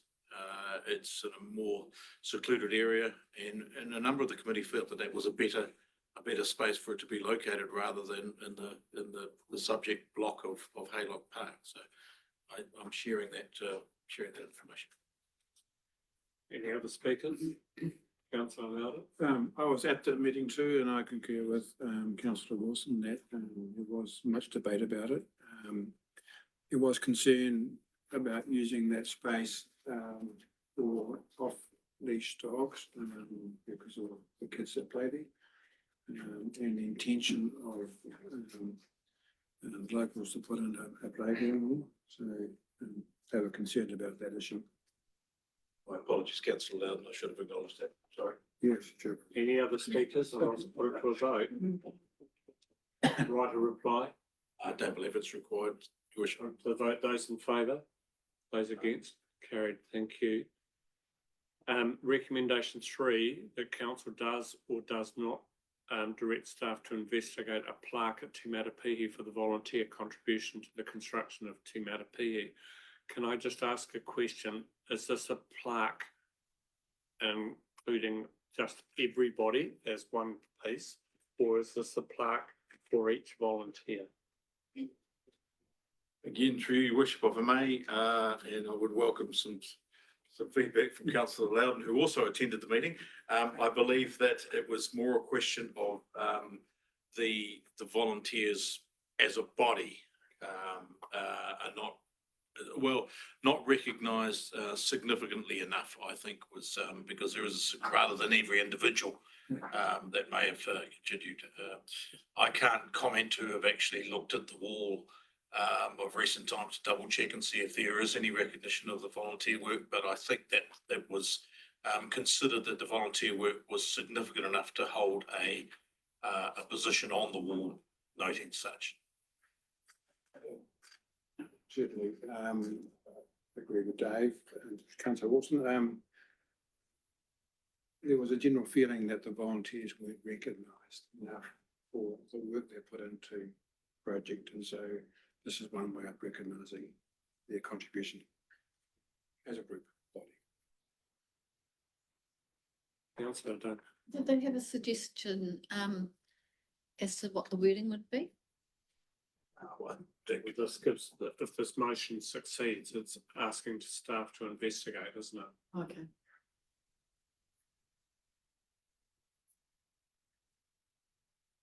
I'd be happy to move that staff does, the council does direct staff to investigate a plaque recognised contribution of volunteers as an appropriate action. There's an end to this, it's called. And feasibility. Councillor Carter. Yeah, I'll second, Yep.